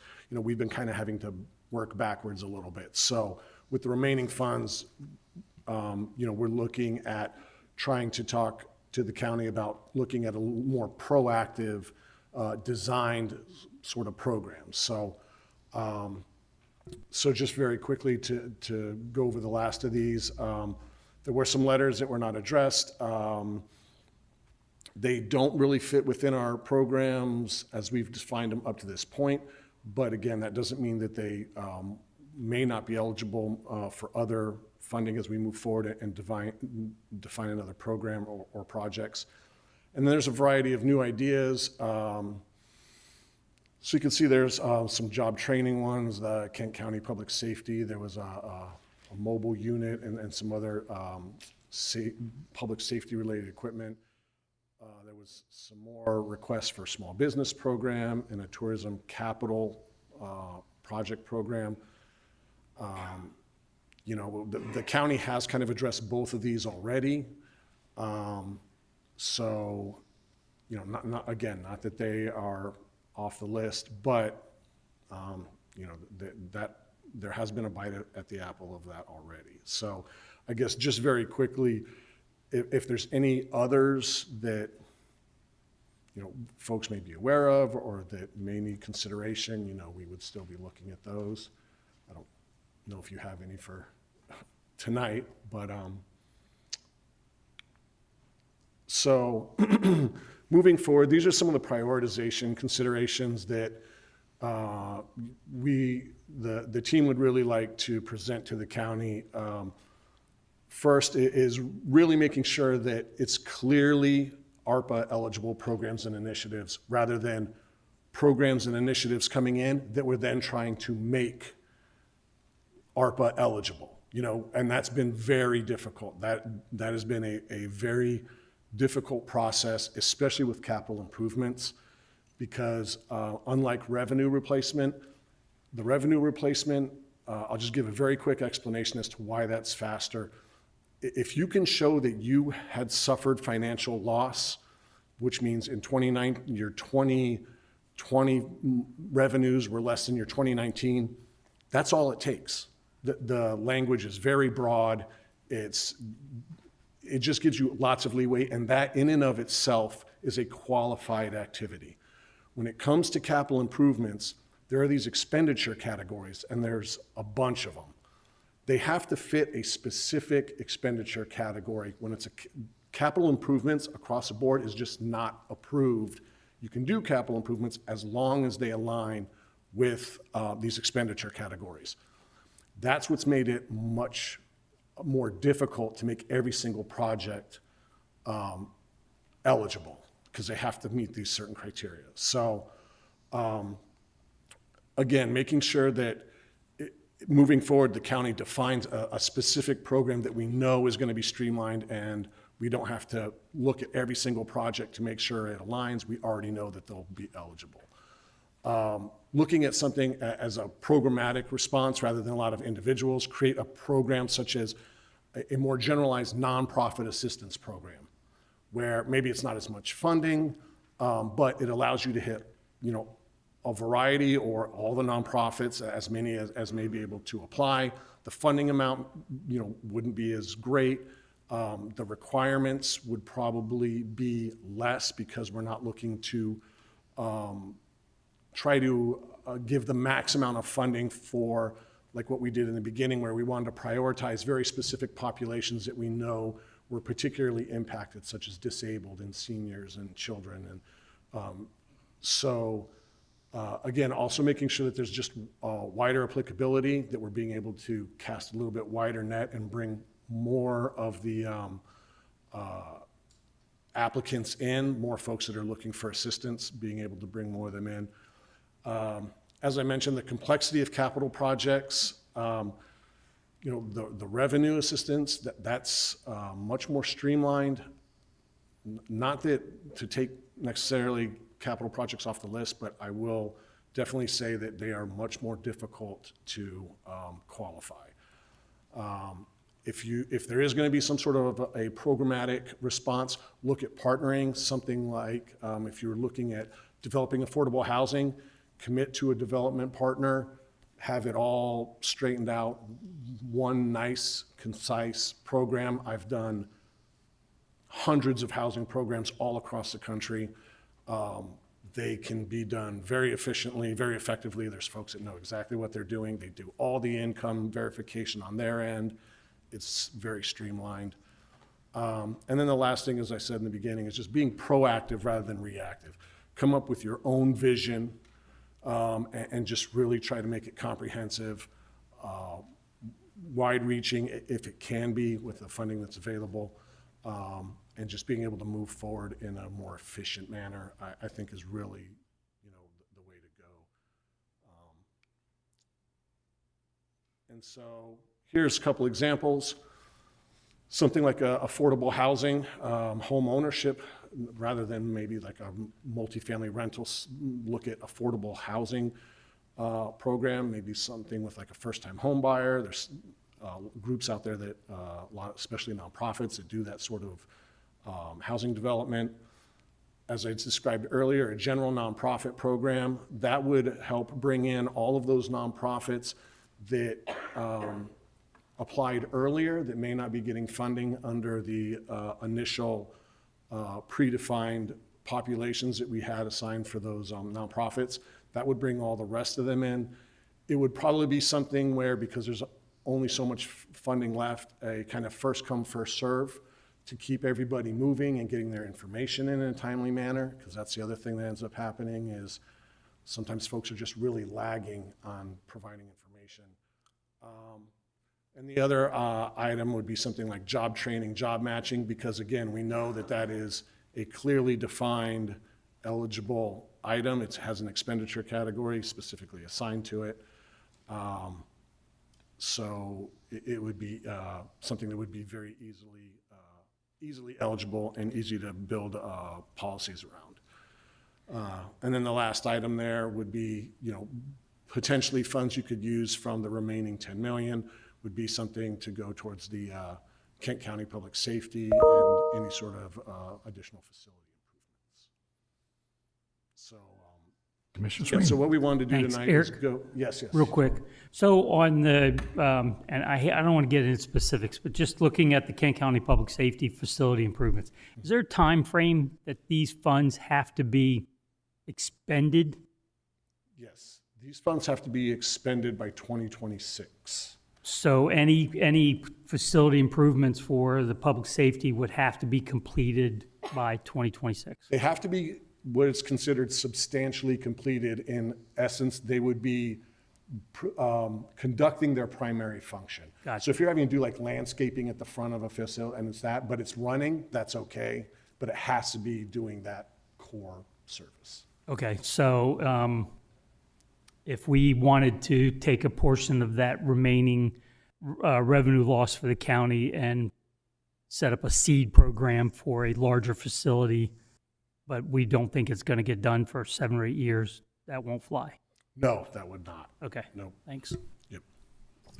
Jamie, I got a question. The job training and job matching, could that be also intertwined with the Kent County Public Safety for getting people into school to have our paramedics? We have about 17 of them going to be retiring in the future. Is that something we could use that money to be proactive on? You mean just in specific to the fact that it's focused on the emergency service training. For their paramedic program, yes. Yeah. Yeah, the only criteria that really aligns, that ends up going with the job training, job matching, is that so Treasury's, those impacted and disproportionately impacted is strictly an income-based item. I don't necessarily agree with it, but Treasury just strictly defined it based on income. There was obviously other disproportionately impacted populations, and we're actually making that case for seniors, and we're providing information. Lots of grantees have done this.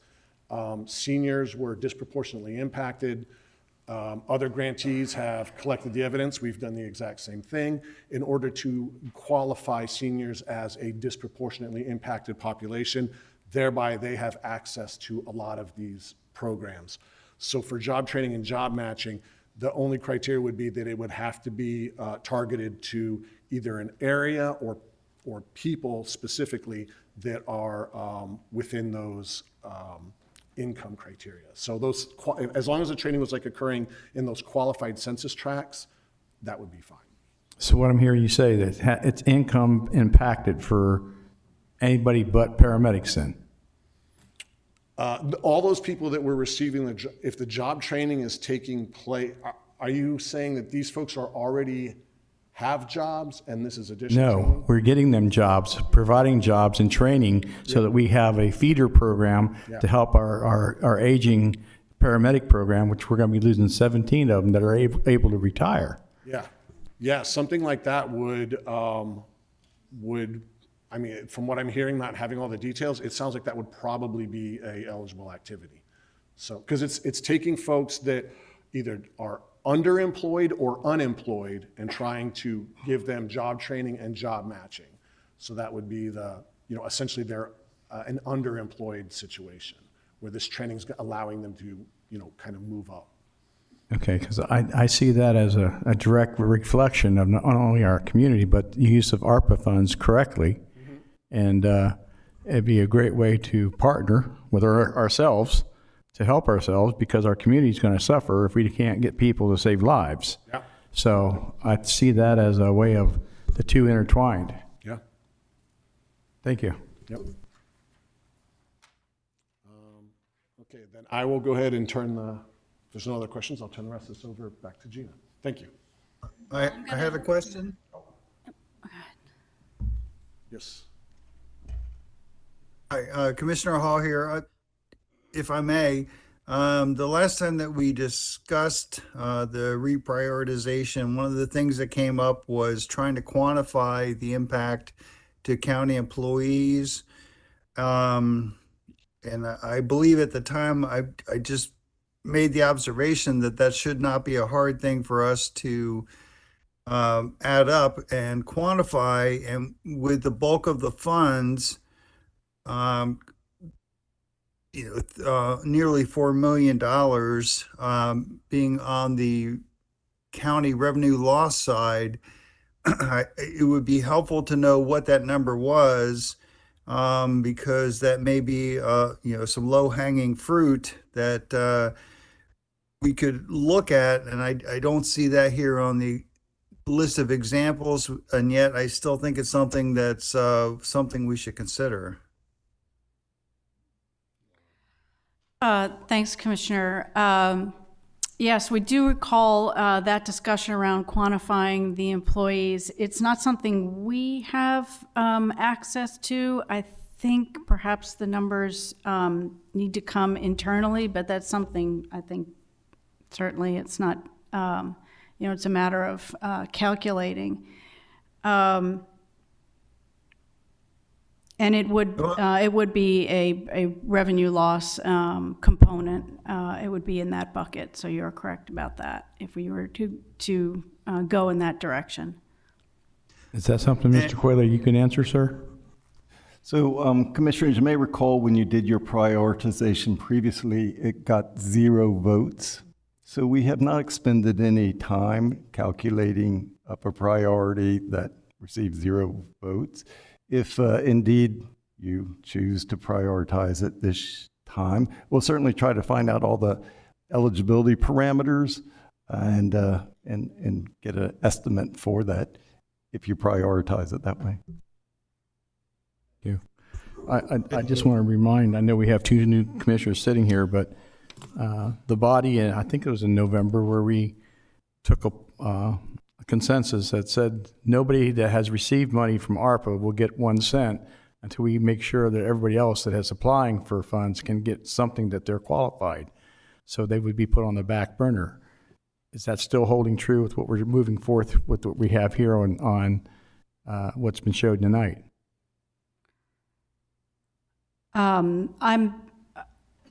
It's your discretion how you want to allocate the funds. So among the programs that we've set up, we know the universe of applicants. There are some others who are, so to speak, have not been addressed, could be addressed in a nonprofit program.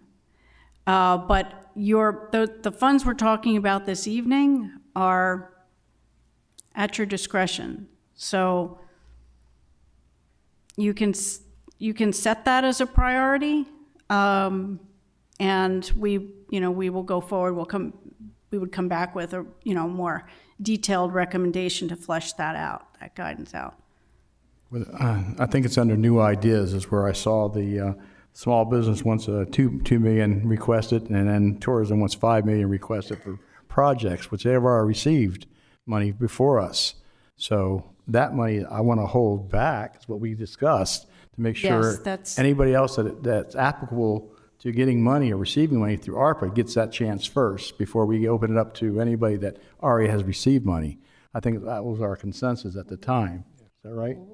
Okay. Yes. So. Sorry about that. And the way you said it that way kind of clicked. I recall that as well. Thank you. Small business and tourism, yes, have been taking Commissioner Scott? some dollars. Commissioner Angel, I'm all on board with the small business and tourism capital project being put on the back burner if they've already received. But I think the question at hand was, where do we go with the employees that did not get the adequate pay that they were deserved? Adequate pay, Commissioner, Mr. Quayla, for ARPA funding, is that available? So as I think I stated earlier, if indeed you set that as a priority, remember last time I got 0 votes, and while it's shown as number 11, it got 0 votes. Kind of hard to be a priority if you. It was asked differently. That's why I wanted to get a clarification. Commissioner Hertz.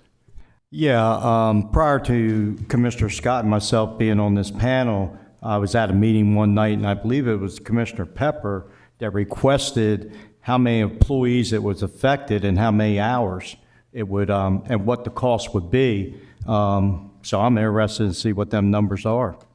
How many employees are affected and how much we're talking about in compensation. Okay.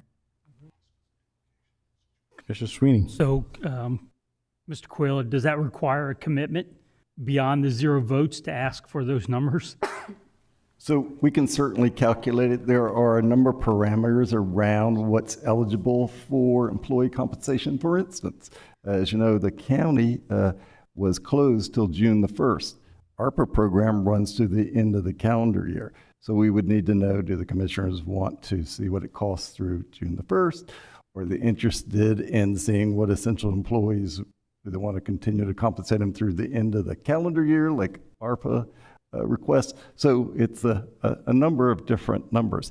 We also did not track which employees worked outside the essential employees through June the 1st. We did have every employee who worked to indicate whether they were physically working during that period of time, which I think was March the 17th, 18th, somewhere around there, through June the 1st. So we would have to go through all of the timesheets to find out who was originally not eligible for any extra pay. And we would be able to come up with that and apply, I guess, the ARPA rule. As you may recall, previously the Levy Court authorized an extra half-time pay. ARPA has a maximum amount per hour that an employee can receive.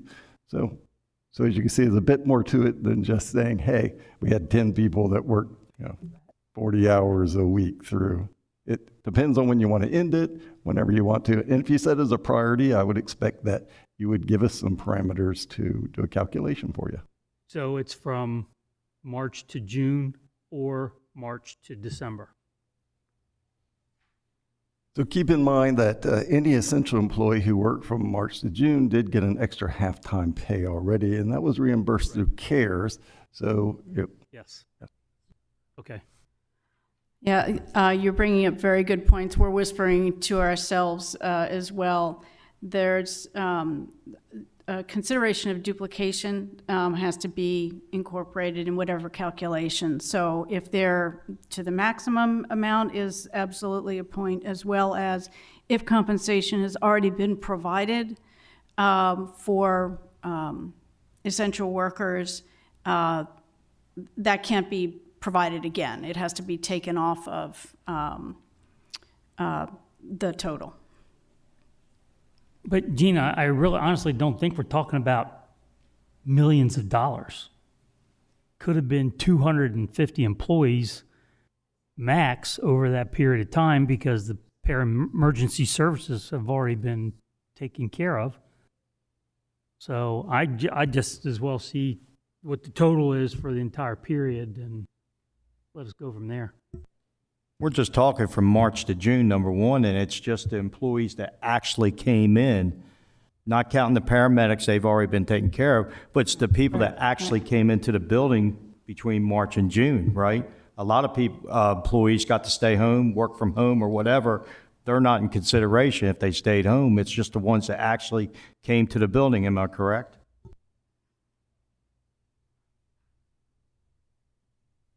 So I think I hear you saying that you'd be interested. Also, you did put a cap on certain employees, a maximum of 80 hours is what they could get the extra half-time compensation between March and June 1st. Also, I think I'm hearing June 1st and not end of the year.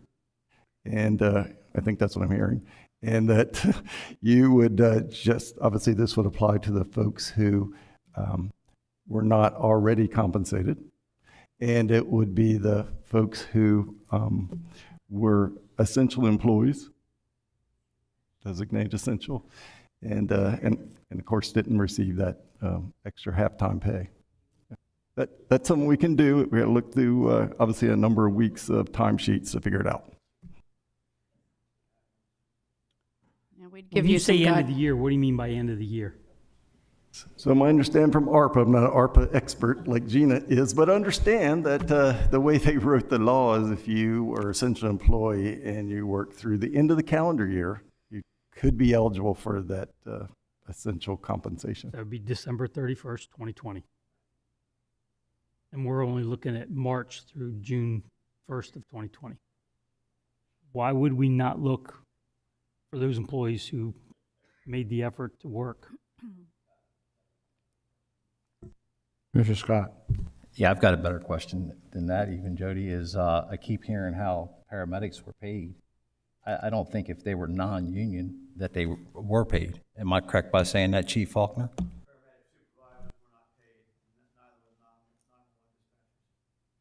Correct. So this is, right, that's what I wanted to clarify because I've heard a couple of times that the paramedics were paid, and I just wanted to clarify that them or the dispatchers were not. So basically all we're talking about, all these employees we're talking about now are all non-union employees. So I'm hearing there's a consensus then to add this to get the numbers to look at. Show of hands. Mr. Hall?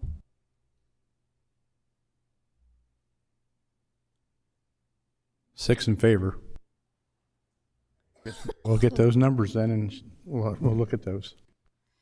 And we'll give you some guidance. We'll work together on getting the numbers in the ARPA rules. Because it's going to be hard to figure out what money's left until we know those numbers, correct?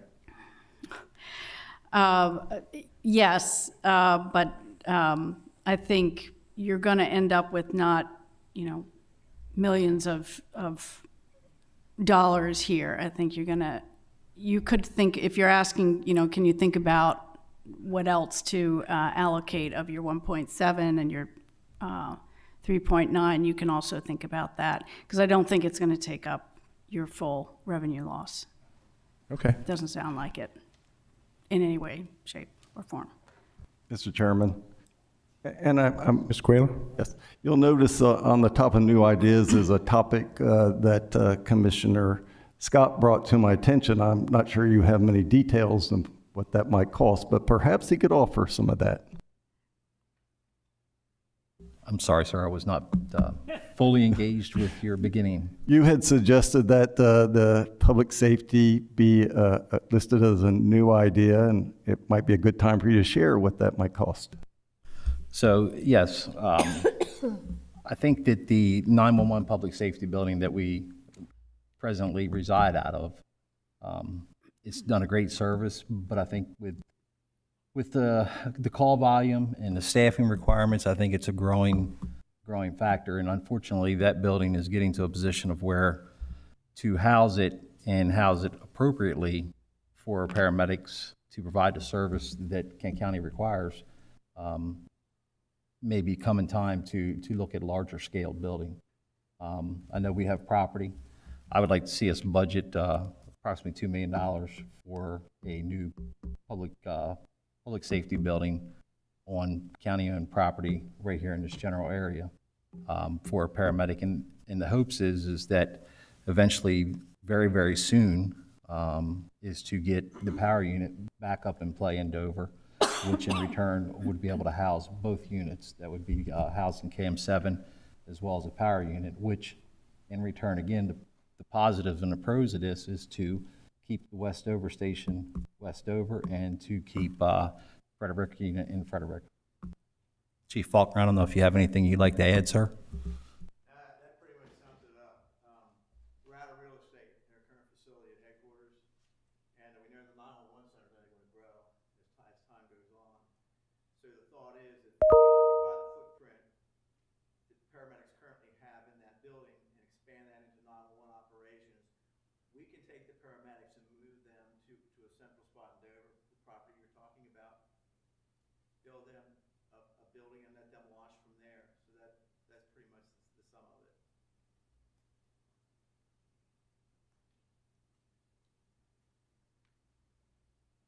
Sir, do you want me to go to the next one? Okay. Sure. I'm going to get shot at the helm. So the next one is our Kent County Command Post, which Assistant Director Sipple is here. He can help a little bit with this one. But our command post, if I'm not mistaken, is approximately 20 years old at this point. As everyone knows, technology kind of runs out. I think the county has done a very, very good job with keeping it up to par and keeping it in condition it is. And I don't know what the possibility of selling it to someone else or even trading it in possibly, but I'd like to see us consider a $2 million budget for a new command unit. And the way that we came up with this number was actually because the state police just purchased one, so we're pretty familiar with the cost factor of it. Maybe some changes that would save some money on both of these issues, but as a starting point for a budget for us. Mr. Sipple, did you have anything, sir? Just to elaborate on what Commissioner Scott said was, the state police, as you just mentioned, is in the process of building a new one. We bought both units at the same time 20 years ago. And just over the last 20 years, I kind of related to paying your homeowner's insurance every month. We don't want to do it, but when it's time that we put a claim in, we need it, and that's the command post. For example, we had the large barge fire out in the Delaware Bay. We were out there for 36 hours working out of that truck with 20 years of age on it. We're starting to see the wear and tear on the vehicle. It is our backup to our communication center. The technology over the last 10 years has changed so much that now from within that truck, we can be anywhere in our county in that truck, dispatching, using our CAD system, actually taking 911 calls in the vehicle, and we'd like to expand that. We're also in conjunction with other municipalities. Anytime the Dover PD SORT team goes out, we train with them, we go out to incidents. We offer it up to law enforcement. We're a backup unit to the state police and other municipalities that may need it. So it's a valuable asset to the county, and when our last county administrator was here, we started talking about starting putting money aside to replace this. So thank you very much. Thank you, Mr. Sippel. I have a quick question for you, sir. If that was to be improved, we got a new one. We could put the other one up from government surplus and to get some money back to put back into the program then, correct? Absolutely. Okay, Commissioner Sweeney. In 2002, I think it was about $662,000 that was spent 20 years ago on that vehicle. So there is some minor mechanical issues that just because of the age, but I think it would be a good asset for another smaller municipality or another agency outside the state. Commissioner Sweeney? Thanks. So just to clarify, you're asking for $2 million for a building and $2 million for a command unit. $2 million is not going to build a new 911 center. Well, it's not a 911 center. Just the paramedic, like we did at West Dover. No, like the one west of Dover, that was almost $2 million there. Yeah. The one west of Dover is $2 million. The one up at Smyrna was closer to 12. How much was the Smyrna Center?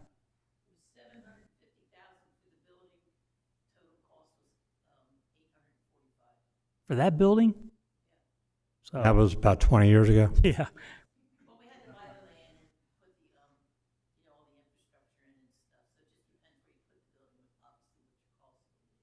Okay.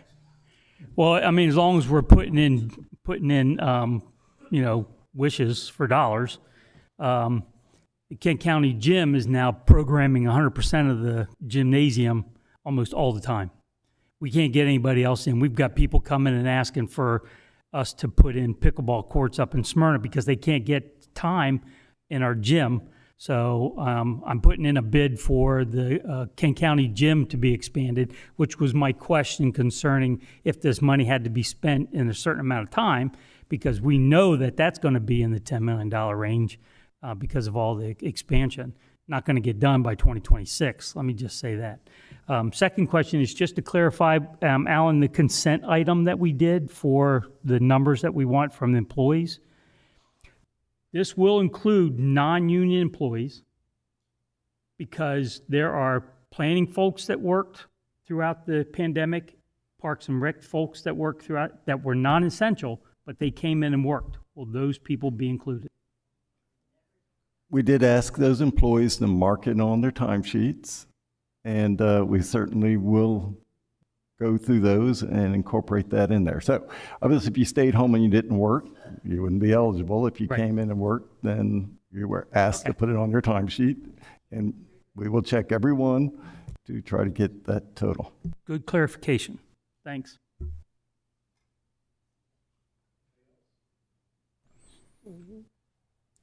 Okay, Gina, what's next? Well, I'm just going to kind of push my luck here and ask, because I've got a great track record of doing that. We've paid for several times over the remaining county revenue loss, $10 million. I think we're over by just a few dollars. But any thoughts on the other programmatic, the general side? We've got 1.75. We have open nonprofits. We have civic organization program that that had been committed to. I'm gonna go out here on a limb and make a slight suggestion that perhaps as nonprofits, they could be incorporated in kind of a wider, again, this wider eligibility kind of vein.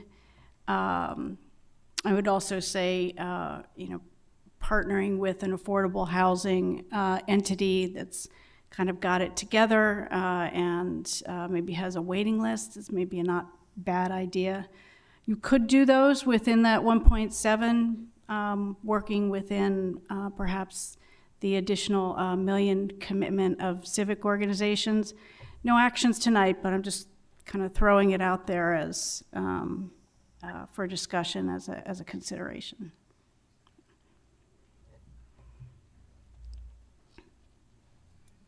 Ladies? Well, I know the president and I had a discussion with Dover Downs, and seems like our major economic driver, Dover Racing, is being kicked out of the motel, their offices, so they won't have a place to stay. And they've came to ask us for funding to be moved into basically the monster building to add on. So they have an office and have a place to stay, so when we have our economic drivers come through here, that they'll have a place to stay. So that's another thing that's come through. The Bay Health, which is up there already, we said that we would give them money. So, and then I know we've had this discussion, but I don't think we've had it for ARPA, is our sewer plant is the only one. If it ever gets flooded out or something happens to it, we don't have a backup. We need a backup sewer plant. Otherwise, there's no place for it to go. So those are additional things that we need to look at and discuss. And More uses for revenue loss. it seems we have more issues than money. I don't see Gina writing anything down here.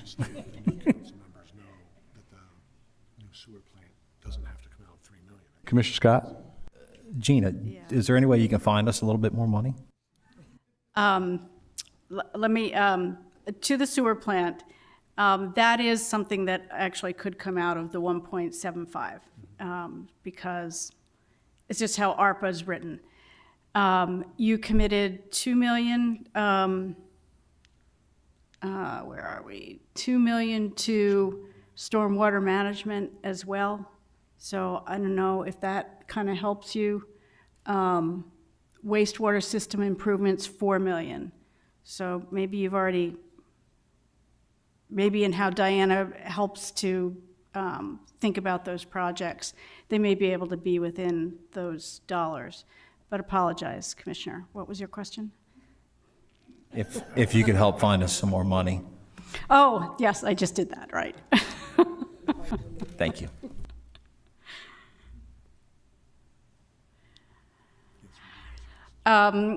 So there is a considerable infrastructure funding, as you know. Those dollars, we can look to on what the state is doing, how they are thinking about those. They are very much within these two categories. Water infrastructure is a priority. So we can look at other infrastructure funding to help support. Okay. All righty. I will cease and desist. Thank you, everyone. It's not as simple this time, gentlemen and ladies, to just take a sheet and number it, number 1, 2, and 3. So is that something that we need to look at so we have it in front of us? We just processed a lot tonight.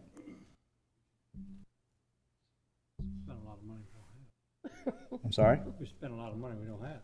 We did spend money we didn't have. Yes, we did. So, but we need to prioritize to make sure we can get done, it gets done. So what we'll do is take in all of the feedback and reflect this back. We'll work with it as well to see if we can find some solutions, find some dollars, and also come back to you for some additional thinking. So don't feel like you're kind of out there. We'll come back. We'll continue to work on it. Give us a time frame, Gina. If you are interested, we could come to the next Levy Court, which would be at the end of the month, or if you'd like in the following. So we'll do some good thinking. The calculation on the employees, we might be able to have a ballpark idea by then. So our next business meeting, the 14th of February, Mr. Quayla? So, yes, the 31st is actually the next business meeting, and then you'd have a committee meeting. That would be what, the 7th, and then the 14th would be the next business meeting, yes. Sound good? 14th, gentlemen, ladies? Commissioner Sweeney? I used to work for a guy that would spend the same dollar 3 times. Come on, Gene, you can do something for us. You betcha. Commissioner Hall, you okay with that?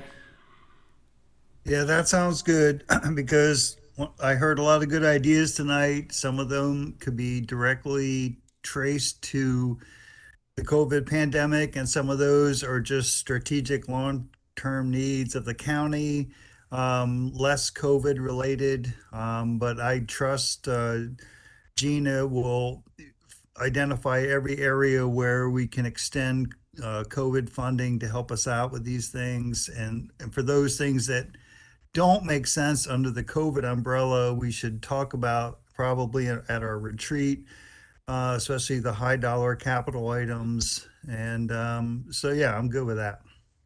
Thank you. And just to remind everybody too, please, that try not to call Gina because it slows her process down. If you need to get information, talk to Mr. Cuela or Laura when she comes back tomorrow, I believe. And they usually have it right there in written form from the reports. She can get them to us. Because every time we pull that lady and her team away, we slow the process down. We want these people getting their money. So I just want to make a plea again on her behalf. Thank you, Gina and Jamie.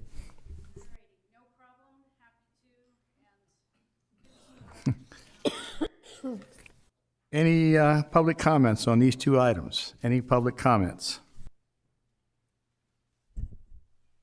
Good evening, Commissioners. Chris Conley. Just real quick for the Kent County Employee Council. With regard to the ARPA reprioritization, I appreciate that priority rising. I know it wasn't initially the most important in terms of funneling money out to the public and being seen doing so, which I think was a good idea. I was told early on with this process to try to be patient. It's not one of my best qualities, but I've tried. So basically, I appreciate that you're doing that, asking for the breakdown. You hear a lot about equity from me, union and non. I don't really see that break. I just think all the employees should be treated fairly. So I think it's important to follow through on this for folks that were essential and non, because a lot of folks were quasi-essential that kept this place running during COVID. You know, we're 3 years removed from that now, so it's easy to sort of forget that urgency and sort of the fear, the unknown that we all work through. And that's really what this premium pay is outlined for in that ARPA law, is to take care of those folks that were paid their salary, but for that additional risk who came here. I'm one of the folks, I'm not speaking on behalf of myself, I wouldn't be eligible for a couple reasons, one of which is I worked remotely, which was great for what I do down in the planning department. But there's a lot of folks here that kept people like me working, who work from this facility and some of the others that I believe are truly due this priority by you, Commissioner, so I appreciate you for that. Thank you. Any more public comments? Before I turn it over to President, I just want to let the commissioners know that NACO, our governing body, was getting a hold of me last week about us applying for a $50,000 grant for this year and next year for tribal, and which means also payment in lieu of taxes. If we have government lands that don't pay taxes, it can be paid for that. And there's other things that can be paid for too. I called Mr. Cuela. Mr. Cuela put it in for it, and we were awarded $100,000 so we got $50,000 for this. Well, actually, I think it's next year and this year. Is that right, Mr. Cuela? Yeah, I didn't put in for it. Our finance director did. Great job, Susan. Well, I contacted you, sir. So, but thank you. Back to you, Mr. President. Thank you. Our next committee is Community Services Committee. Commissioner Sweeney, turn it over to you, sir. Thank you, sir. This actually was the Kent County Naming Committee, which falls under Community Services.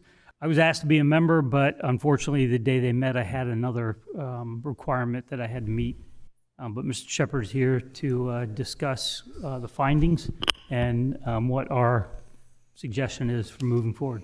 Mr. Shepard. Yeah, thank you, Commissioner Sweeney. Good evening, Commissioners. I'm here to report on a naming committee that was formed at a request of Commissioner Vice President Alan Angel. In your packet has my memo outlining the request to name a pavilion at Brecknock Park for Harry Van Sant, who is a former Director of Community Services for many, many years. There is a policy that governs how this is to go. We were to put together a committee, which was done. The committee met here at Levy Court offices to discuss the request. They did come back with an affirmative that they accepted the request and asked that we pass that report on to Levy Court. So the next step of this process is for you all to consider this request, and if you agree with the request, then staff will draft up an appropriate resolution for future consideration at a business meeting, and then if it passes, then we would go ahead and create a day where we would have an event and unveil the proper signage. And that signage was discussed in the meeting to be a sign on the pavilion, but also a plaque that explained, why it's being named for Mr. Harry Van Sant. So if you have any questions, I won't waste any more of your time tonight. Any questions for Mr. Shepard? Seeing none, move this to a business meeting. Our next business meeting, is that soon enough? Will that suffice? Well, after this. We're in committee, is it on for tonight? Okay, on for the ensuing business. Mr. Hall? Yes. Okay, 7 yeses, so it's on for tonight's business meeting. Thanks, Jeremy. Any public comment? Any public comment? Anybody online? Nobody online. Yeah, Thank you. Back to you, Mr. President. Thank you. Public Safety Committee, Mr. Scott, turn it over to you, sir. Thank you, Mr. President. At this time, I'll call on Mr. Tinger and Mr. Faulkner to go over the bid proposals for the 4 Tahoes that we received, Tahoes that we received.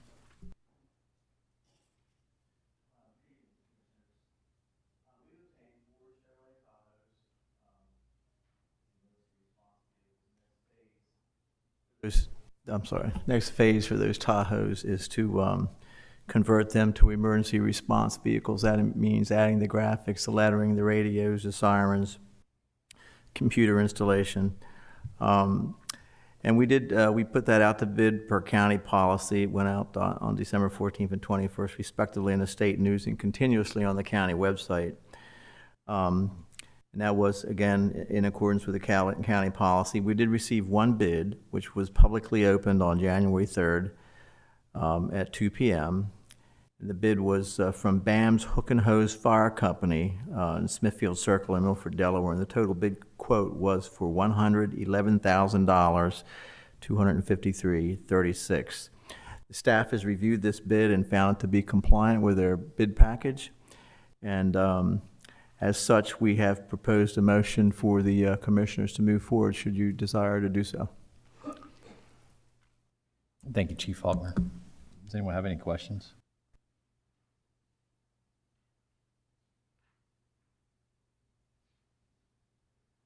Okay, thank you. Thank you, gentlemen. Any public comments? Mr. President, I turn it back to you. We're going to move this forward to later on this evening, correct? I'd like to move it forward to the next business meeting. Which would be later on this evening. Mr. Hall? I'm good with that. Yes. Thank you, Mr. Hall. Thank you, Commissioners. And public comment? Any public comments?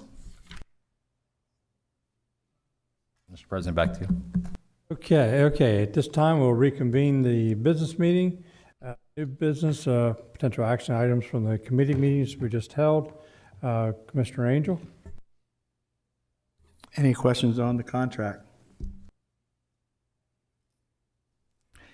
I move to approve the website redesign and upgrade project contract with Gradius Incorporated for the creation and hosting of a new county website to include agenda management, live streaming of meetings, FOIA management, the intranet services, and furthermore request the president of the Levy Court to sign the said contract agreement.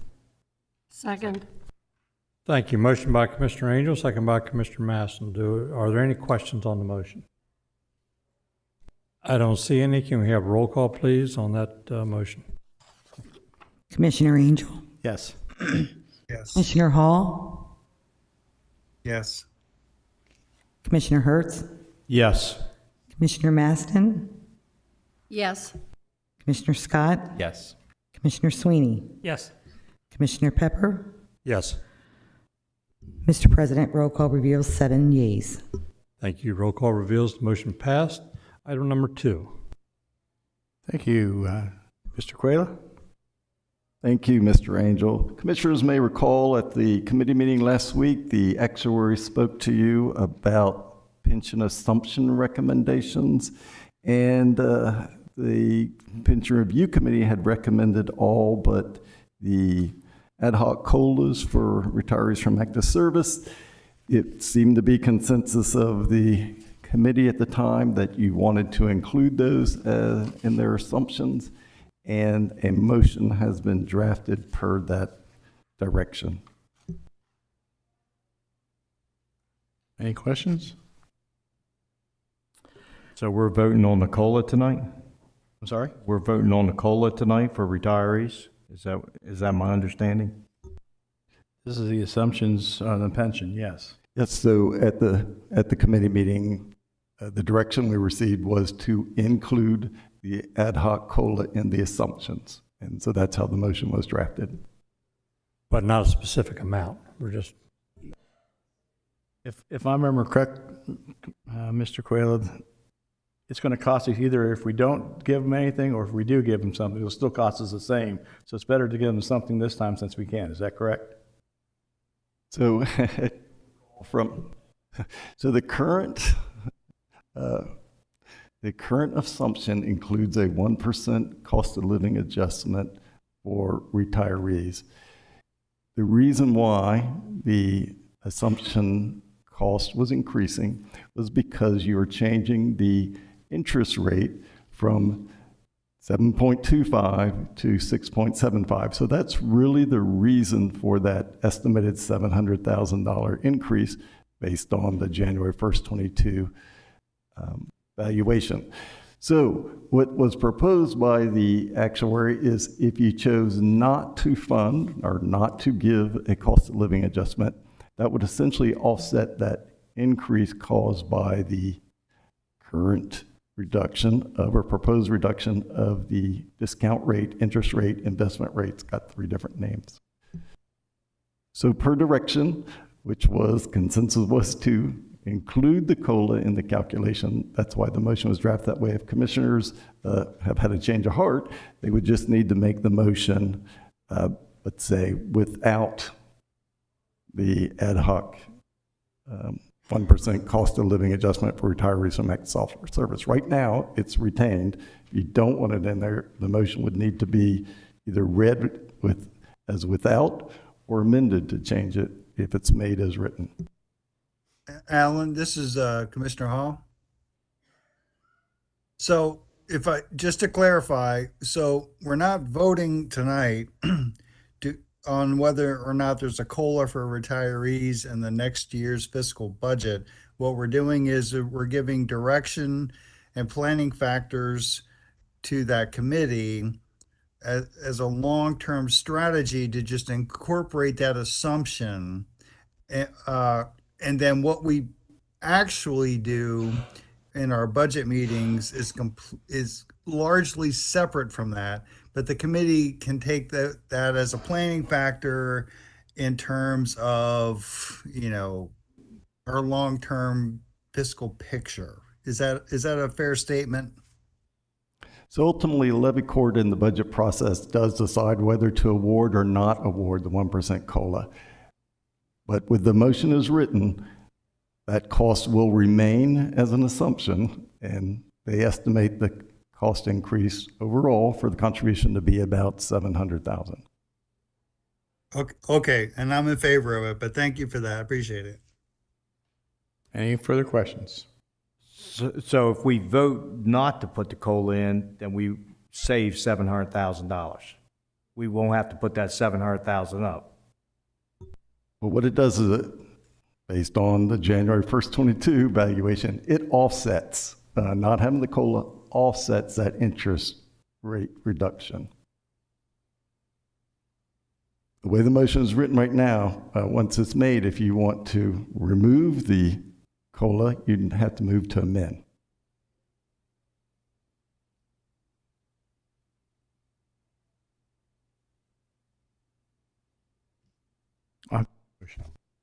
Amend? No. You have the motion to amend? I do not have a motion to amend. I think so. No. So I think you have to make the motion first, and then if they want to change some aspect of it, they would move to amend. Got to do a motion and second before we do an amendment. Okay, I move to adjust the following actuarial assumptions for the employee retirement program to: 1, incorporate the SOA PRI-2012 private mortality retirement plans mortality tables. Number 2, decrease the investment rate to 6.75. Number 3, to change the annual rate of salary increases to service-based with an ultimate rate of 3.5%. Number 4, adjust the retirement and termination rates based on plan experience. Number 5, reduce the current disability rates by 50%, but retain the annual ad hoc 1% cost of living adjustment for retirees from active service. Second. Thank you. Motion by Commissioner Angel, second by Commissioner Hall. Any questions before we take the vote?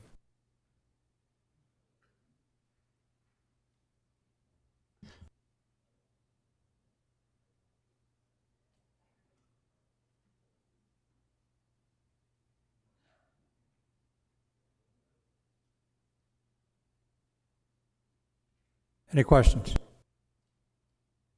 All right, can we have a roll call vote, please? Commissioner Angel, This is a hard.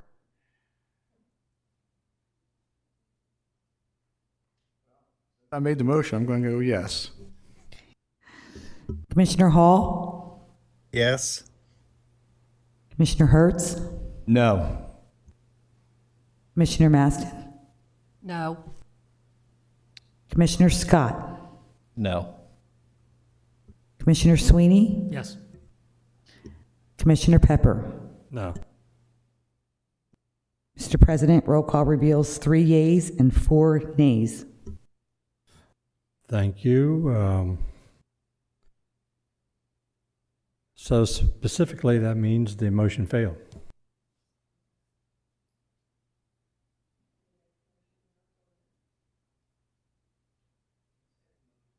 Yeah. It's not an amendment, it's a new motion.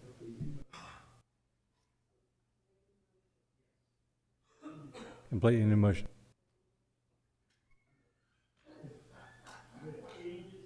So now you have to make an all-new motion, read off Alan's motion with changes to what you don't want in it.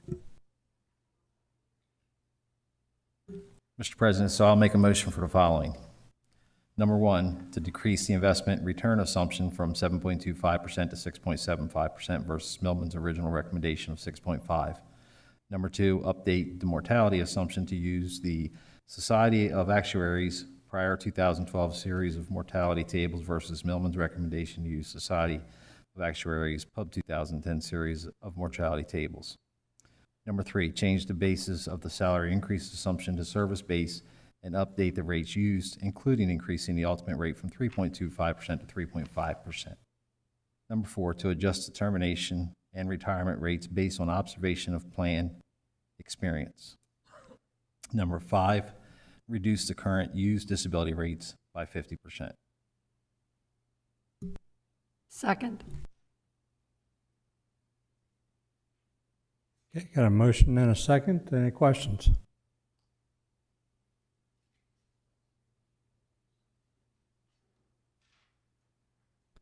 Okay, can I roll call, please? Commissioner Angel? Yes. Commissioner Hall? No. Commissioner Hertz? Yes. Commissioner Maston? Yes. Commissioner Scott? Yes. Commissioner Sweeney? Yes. And Commissioner Pepper? No. Mr. President, roll call reveals 5 yeas, 2 nays. Thank you. Roll call reveals the motion as presented by Commissioner Scott passed. Mr. President, Yes, sir. thanks for adopting those assumption changes. However, the cost of living adjustment is already an assumption. So it's important, if you don't want the 1% in there, to be sure to say no cost of living adjustment as an assumption. Make a motion to do away with the 1% cost assumption. Second.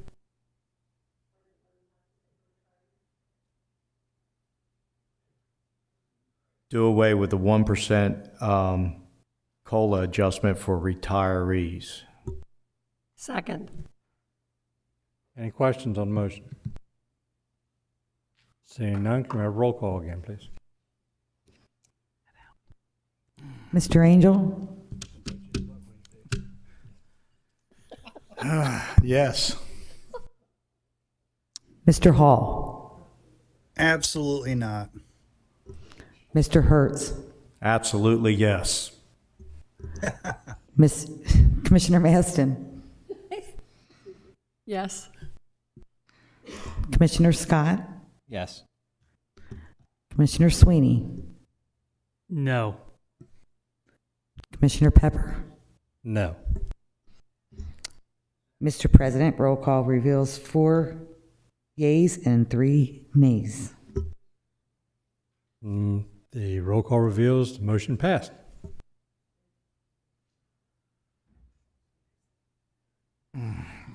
Okay.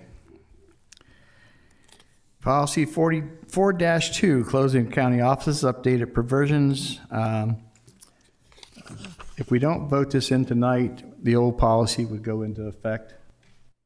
And we're going to have it send it back to Mr. Cuela for correction. We're going to have a discussion on things that were not either added or changed. So with snow season right around the corner, it's best that we change the policy now so that at least some people are covered. Otherwise, the old liberal leave policy will be in effect, enforced. So, recommend motion to approve proposed revisions to Levy Court Policy 4-2 as revised and presented. Second for discussion?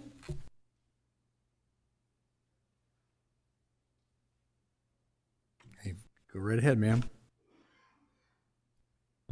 If my recollection is correct, when we met the last time, we talked about a few issues. One is current day, if the building closes late after opening or it closes, those people are required to take liberal leave. And if I remember correct on part 1, what we said we would do is if the building is supposed to open at 8 o'clock and it opens at 8, but for whatever reason it doesn't open to 10, then those folks only have to take 2 hours of time.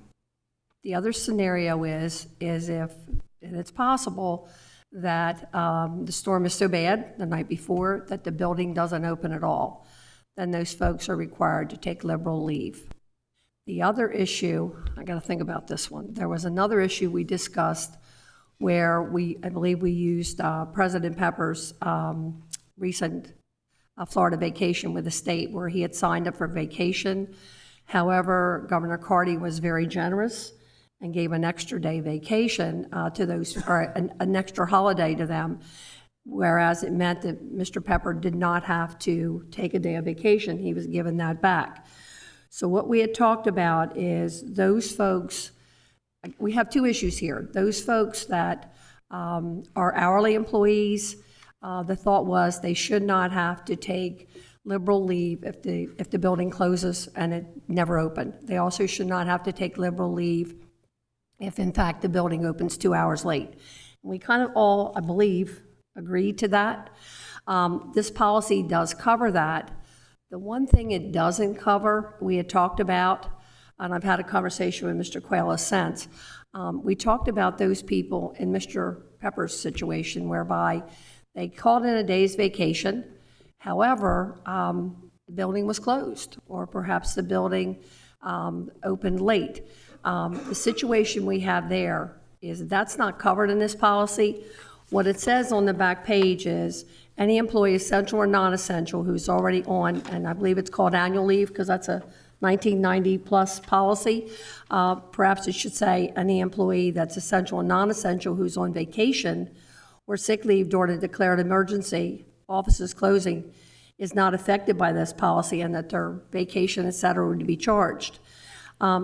So what we had talked about apparently wasn't very clear on the vacation side, but as Commissioner Angel mentioned, if we don't accept the policy as written with a change that should be made, then if we have some snow days between now and the time this new policy actually gets rewritten and brought back to us again, we could find ourselves in the same position as the folks did a year or so ago when they had to take liberal leave. So my personal feeling is we accept the policy as it's stated, but ensure that Mr. Quayla and Trudy go ahead and make the necessary changes to include vacation as we discussed if the commissioners are still in agreement.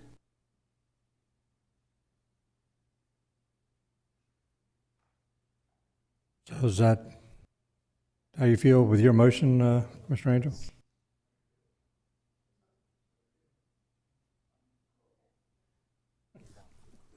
Okay, any questions on that motion? Any questions on the motion? Sir, I have one. Commissioner Scott has a good question.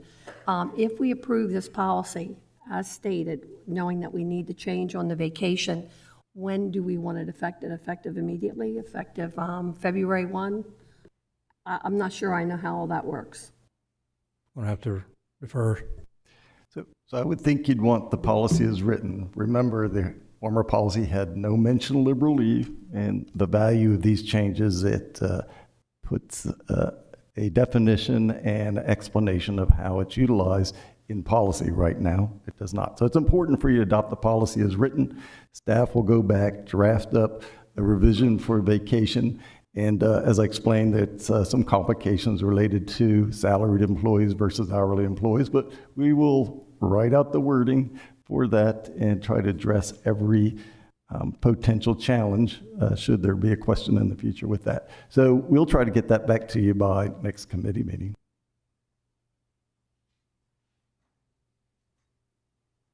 That answer your question? Any other questions on the motion? If not, let's have roll call, please.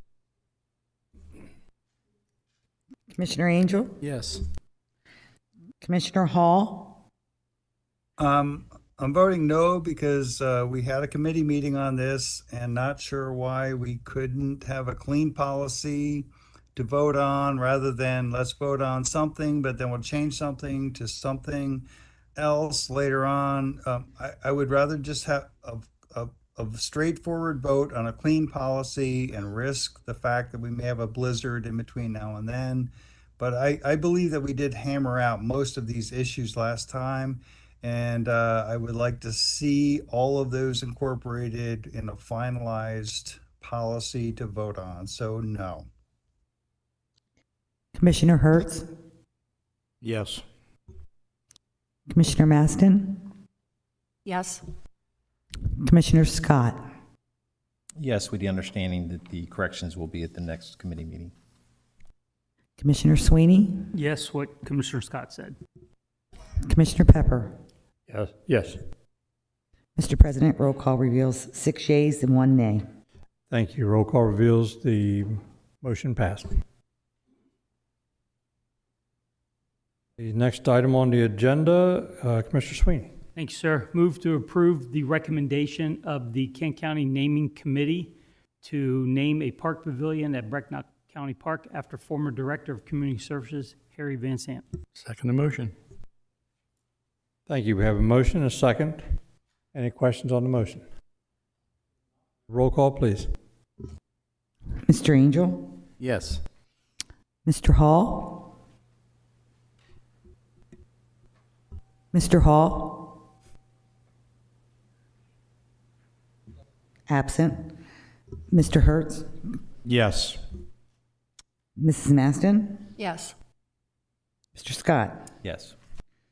Mr. Sweeney? Yes. And Mr. Pepper? Yes. Mr. President, roll call reveals 6 yeas and 1 absent. Thank you. Roll call reveals the motion passed. Next item, Commissioner Scott.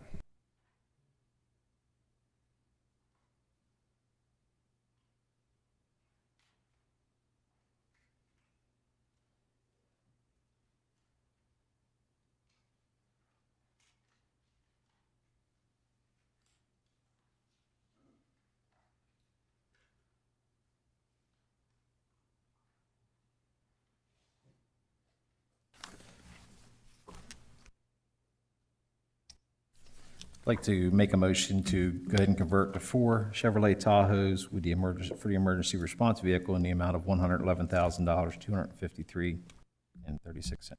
Second. Thank you. Motion by Commissioner Scott, second by Commissioner Masson. Any questions on that motion?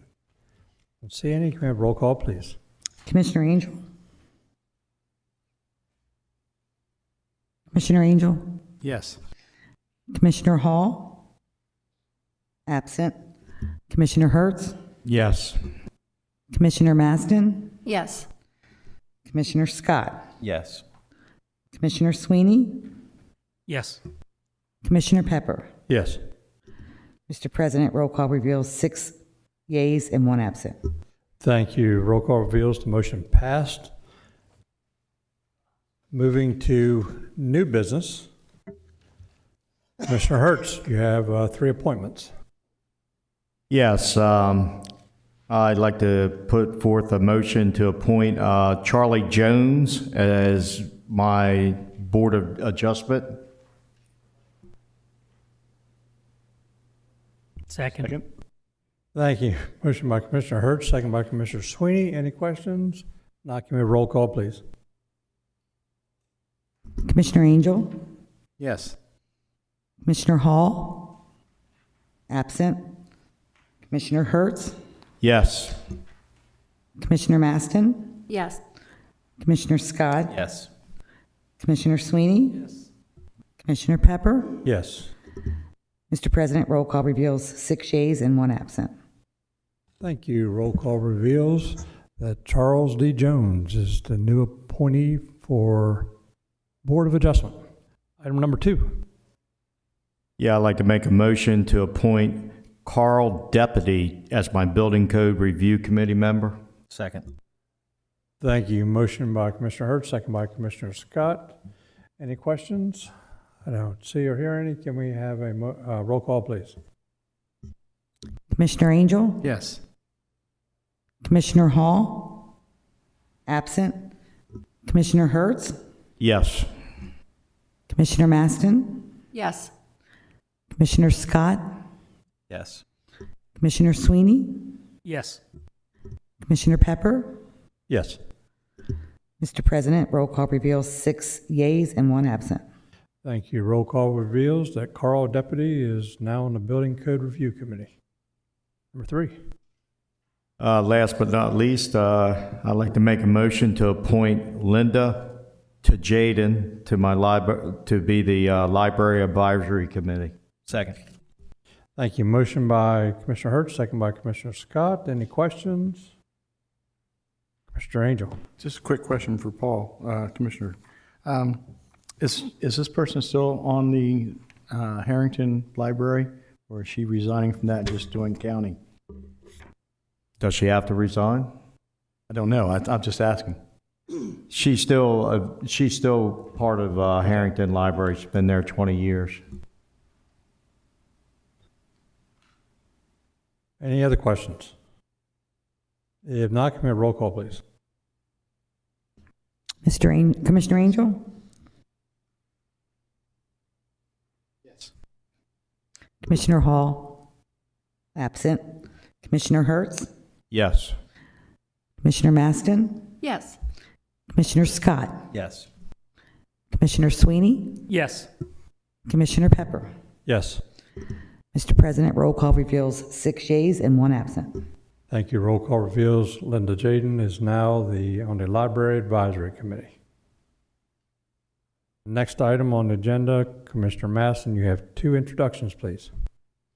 First introduction of Resolution 3972, a resolution to extend the Kent County Stormwater Maintenance District pursuant to Chapter 52, Title 9 of the Delaware Code and Section 90.4E10, Chapter 187 of the Kent County Code, Village of East Ridge, for public hearing on Tuesday, January 31st, 2023 at 7 p.m. Second. Introduction of ordinance LC 23-01, an ordinance to amend the comprehensive plan map designation and the official zoning map of the Kent County, Delaware, pursuant to the provisions of Kent County Code, Volume 2, Chapter 205 Zoning, Article 3, Section 205-8 and Section 205-9, and Article 28, Changes and Amendments effective December 1st, 2000, as amended, reference CZ 2301, Dean Scarborough, for public hearing Tuesday, February 28th, 2023 at 7 p.m. Thank you for those introductions. Next item, Commissioner Angel.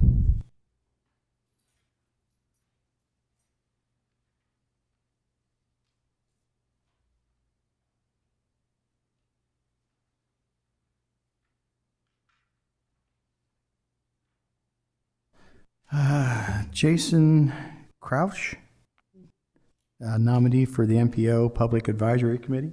Second. Thank you. Motion by Commissioner Angel, second by Commissioner Sweeney. Any questions? Seeing none or hearing none, can we have roll call, please? Commissioner Angel? Yes. Commissioner Hall? Absent. Commissioner Hertz? Yes. Commissioner Maston? Yes. Commissioner Scott? Yes. Commissioner Sweeney? Yes. Commissioner Pepper? Yes. Mr. President, roll call reveals 6 yeas and 1 absent. Thank you. Roll call reveals that Jason Crouch is new member of the MPO Public Advisory Committee. Mr. Angel?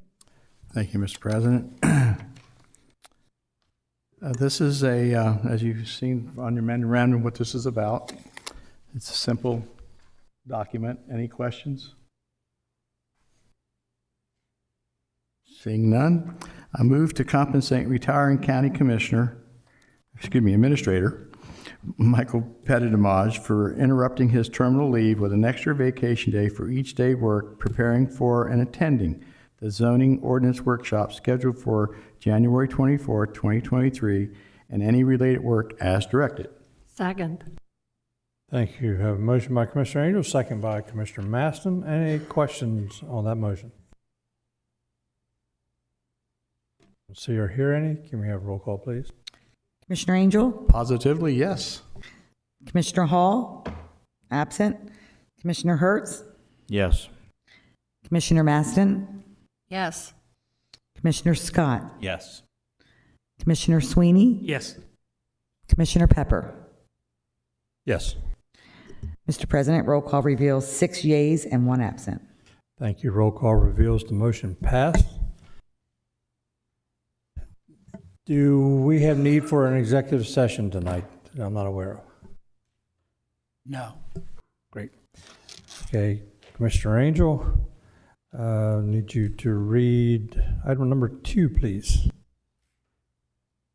Move to go in executive session on Wednesday, January 18th, 2023 at 5 p.m. for personal matters pursuant to 29 Del Code 10004 B and 9.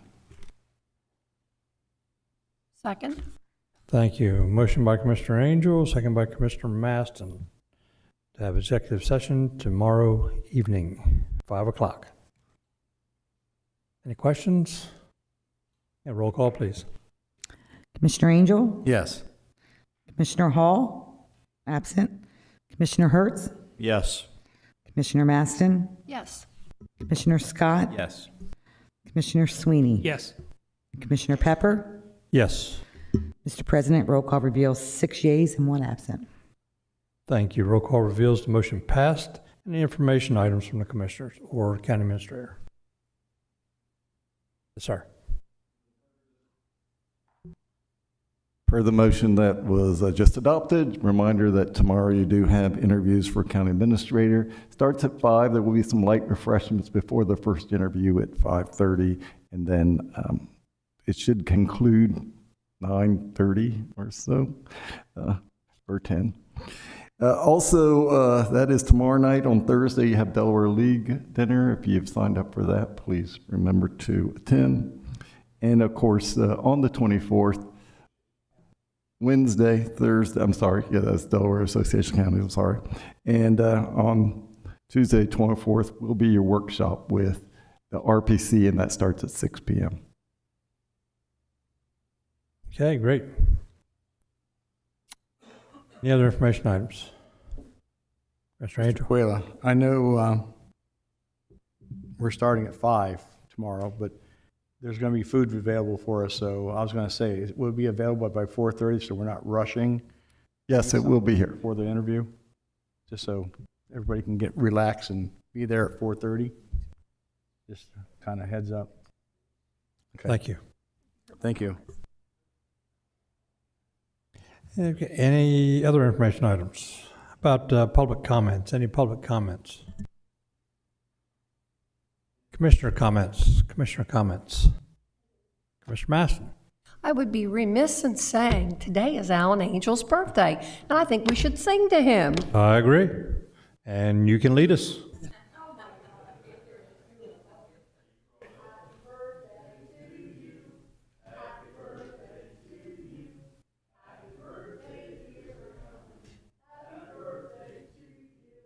Well, thank you all. Now you know why I don't sing. I like to get reelected. I can't sing. But when you're elected, you do a lot of things that you wouldn't normally do. Mr. Scott? Mr. Eliason, we had discussed something last week. I didn't know if you had any findings on that. Oh, I sent you an email. My apologies. To your new Kent County email address. Thank you, sir. That's the one I was given. Thank you, sir. Any other commissioner comments?